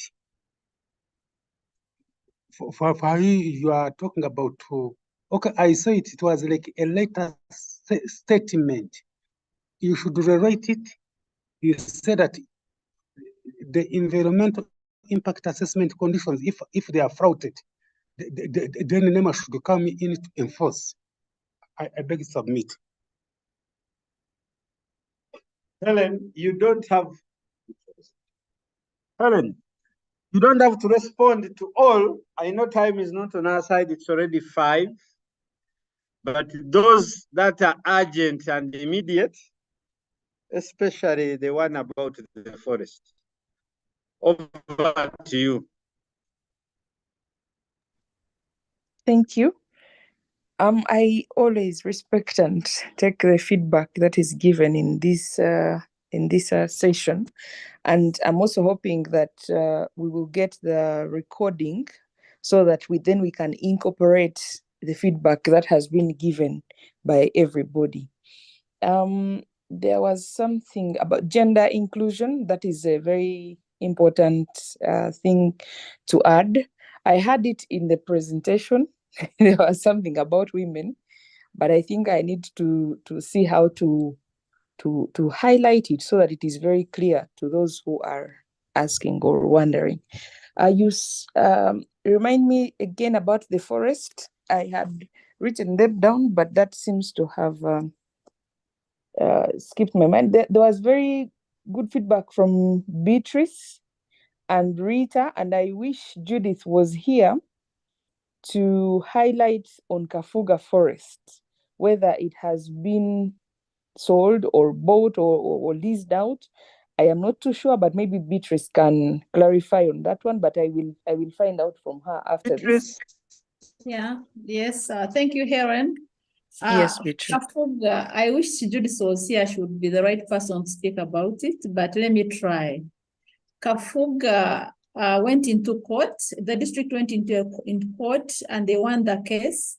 And WWF currently is supporting the process of gazetting Kafuga. And I think through the Natural Resource Office, and the process is going on. Thank you very much, thank Beatrice. I just want to conclude on my part. First of all, I appreciate the opportunity from Emily to learn. This really has been a very big learning opportunity for us. And we are glad that the feedback is appreciative, because we've tried to put things together, and we promise to deliver an even better product with this feedback. And then I want to appreciate the people that we consulted. They all are very busy people, very, very busy. And sometimes somebody would talk to us during their lunch break. So where there are some information gaps, we apologize, but we will get back to them, and we know that they are always willing to respond. We appreciate you, Judith and Beatrice, Rita and Beatrice, who are present in this meeting, but also the others that responded to us. We were not able to reach everybody, but we appreciate the efforts, the responses that we got. Otherwise, this activity would have been impossible to deliver on. Thank you so much. Thank you, and please join me in thanking our consultant. That's from Kampala. The colleagues online, please just go to your toolbars and use any of either the captions or the reactions. And then, yeah, you can always show your appreciation. I see a thunderous upload from a number of you. We are going into closing. And as you know, the year is ending. We have obligations also to ensure whatever we agreed to do contractually comes to an end. From our side, I would really urge the consultants to make sure you incorporate these comments. We will share this recording preferably tomorrow. I know tonight colleagues might also be tired, but tomorrow the recordings will be shared to all of you, to both of you, that is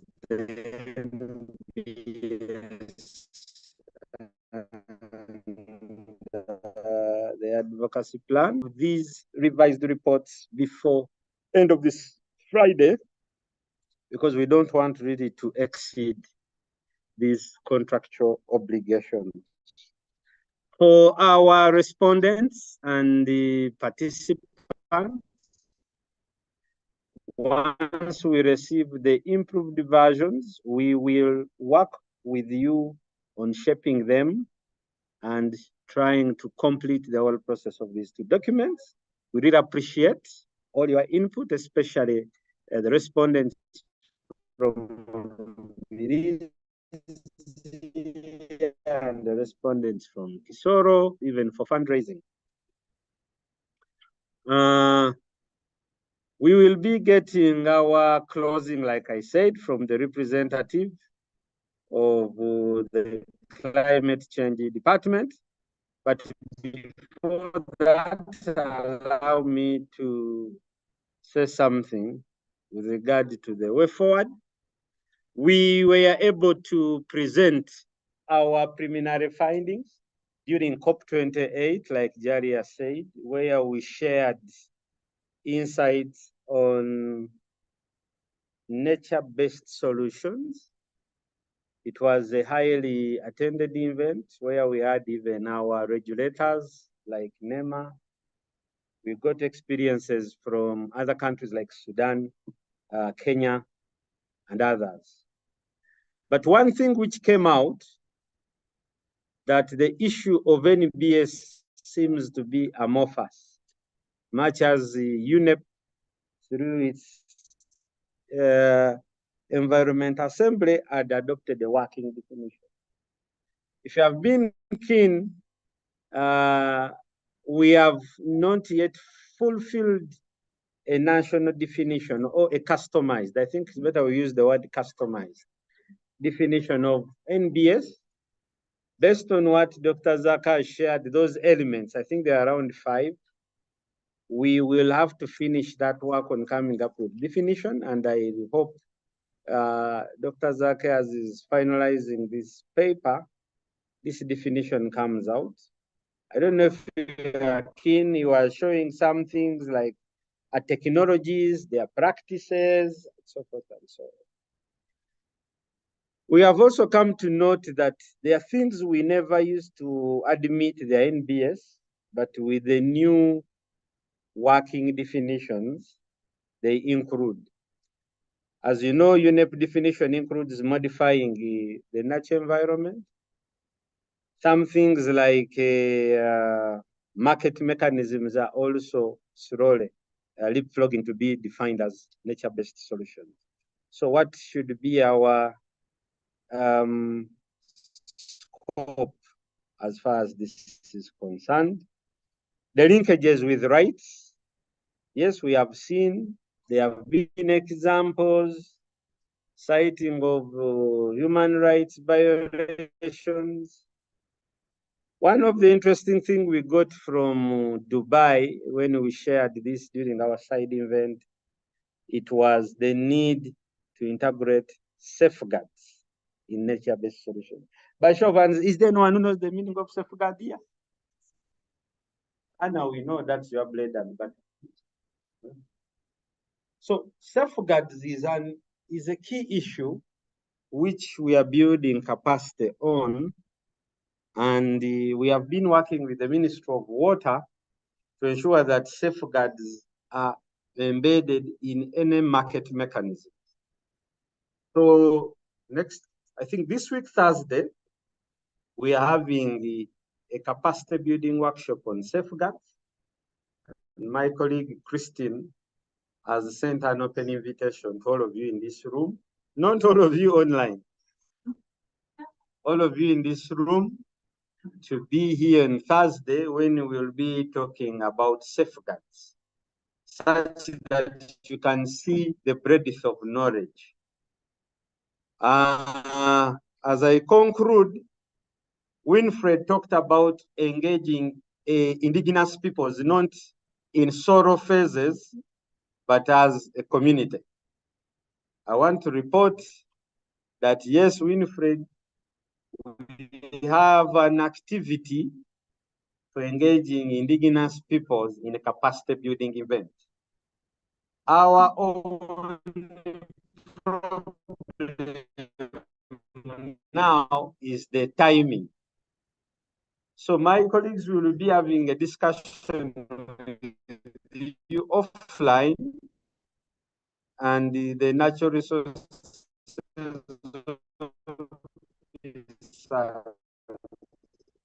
of Kisoro, and how many groups of indigenous people. If we can do this before the 20th December, that is easy for me.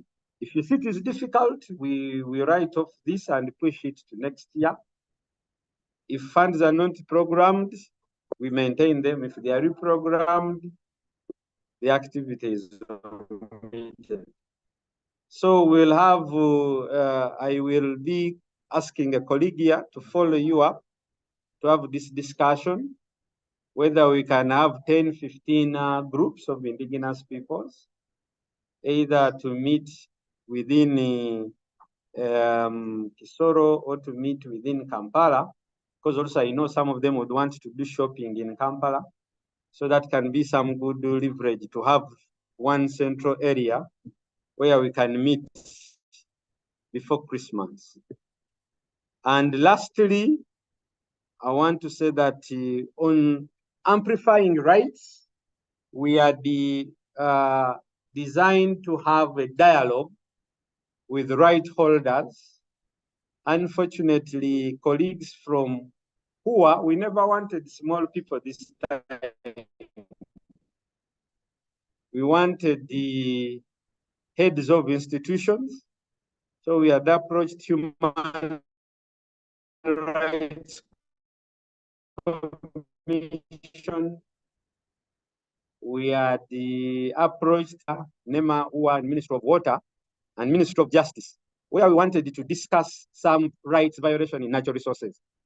We have had this issue of women fearing to fetch firewood in a threat of being raped. We want to follow up the issue of rangers raping women. So we want to take this to a level where duty holders will be held accountable. And we wanted the executive director of HUA, the executive director of NEMA, the Minister of Water, and the Minister of Justice, and then the colleagues from Equal Opportunities Commission but because of the timing, the EDNMA is still in Dubai negotiating. The EDNFA is still there. The ED of WUA is in Kampala. We have it as a challenge. So if the timing fails, this is an activity we might push to next year, but rest assured that whatever findings which have come up during this study or issues paper, or at least we have immediate interventions to address them.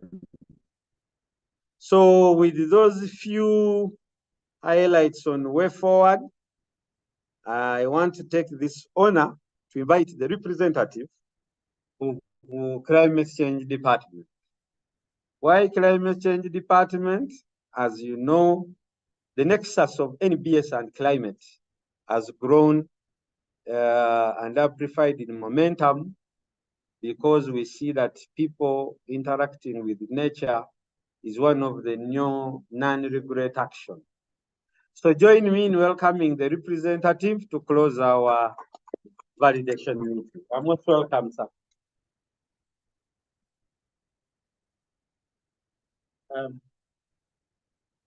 But stand.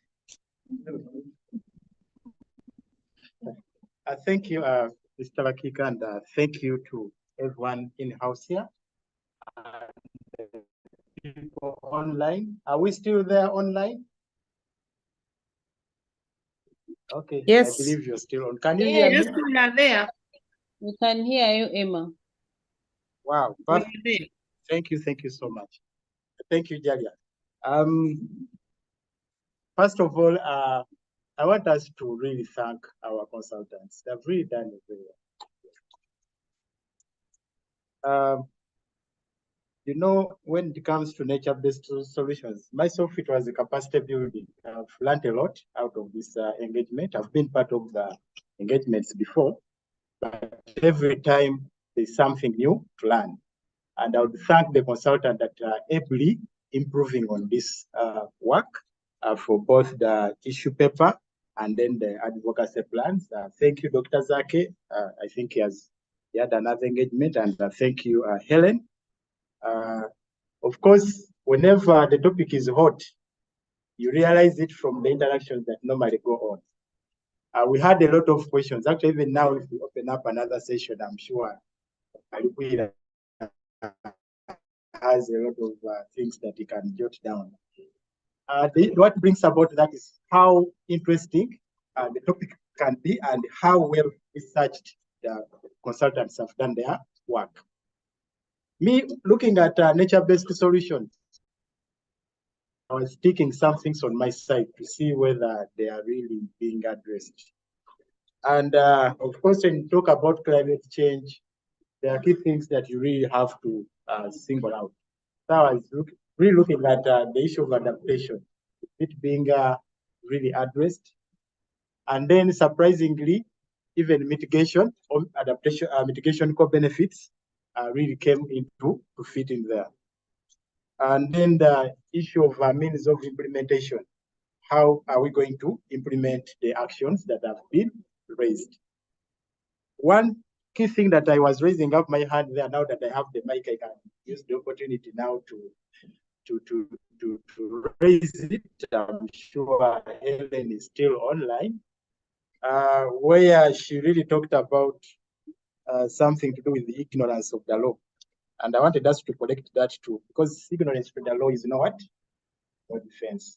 So mainly what brings about that is our limited knowledge or dissemination of these laws. The laws are already there.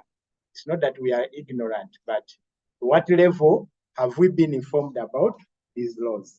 And of course, that would speak so well to one of the key issues that came out, that there are no climate change action plans. Of course, the National Climate Change Act came out a long time ago. And in that act, as at when we submitted our National Climate Change Action Plan, which is the NBC, most districts should have benchmarked to start on the roadmap to develop their district climate change action plan. But of course, You can't say it's because of ignorance of the law. No, it's just the limited awareness and knowledge that we have passed on to them to disseminate and unpack most of these legal frameworks to enable them benchmark and also take the actions forward. So I took that issue so seriously, and we hope through this issue paper and this advocacy, these are some of the things that kind of ignite us to start on the roadmap. The climate change action plans. Most districts sometimes think the government will put money that they can get to develop their district climate change action plan. No, that money is not going to be there. In most cases, when you're developing a plan, there are technical assessments that inform the plan. So to some of the districts that I've been to, we've been brainstorming on how best they can start, to come up with a climate change action plan. And we have taken them through step by step. And one thing that I saw here in Dr. Zake's presentation, something to do with conducting a community needs assessment. Yes, that is key. That can cover the area of capacity gaps in terms of handling nature-based solution interventions. And we can use that as a benchmark to have a comprehensive capacity assessment. And then someone mentioned about gender. Gender is also a component within the climate change action plan. And then, of course, I didn't really see the highlights to do with vulnerability assessments, which are also key when you're coming up with these plans. Why am I mentioning that? Is that we can use this to drive the districts of Mitoma, Rubirizi, and the other one is Chisoro. Be one of the districts that have really benefited from this issue paper and then the advocacy to ignite their efforts to come up with the climate change action plans. And then when they come up with these plans, that is an entry point for us to address nature-based solutions. Because also we need, where is the entry point? So that these can be actionable, not just to be on paper. So I really thank then the fact that there was a kind of engagement within the community. That is key. Of course, sometimes, myself, I've been to the field, you cannot contact each and everybody. Sometimes the resources are what? Just have to do what we call passive sampling. But sometimes if the community demands that you need to meet them, yes, you do the needful. But the issue of involvement of everyone is key, which I saw was really dealt with. I don't want to repeat everything that was said. It was already clear. Mr. Bakika promised that the refined document will be shared to us by Friday. And I would encourage each of us to really take time, go through the things that you might have not seen when they were presenting, but when you take time and you really are giving justice to that issue paper and the advocacy plan, you find one or two things that you can easily support to add, so that when this comes out, we can happily say we're part of it and it is well balanced and informative. So with those few remarks, allow me on behalf of Climate Change Department and on my own behalf, to bring this engagement to close. Thank you.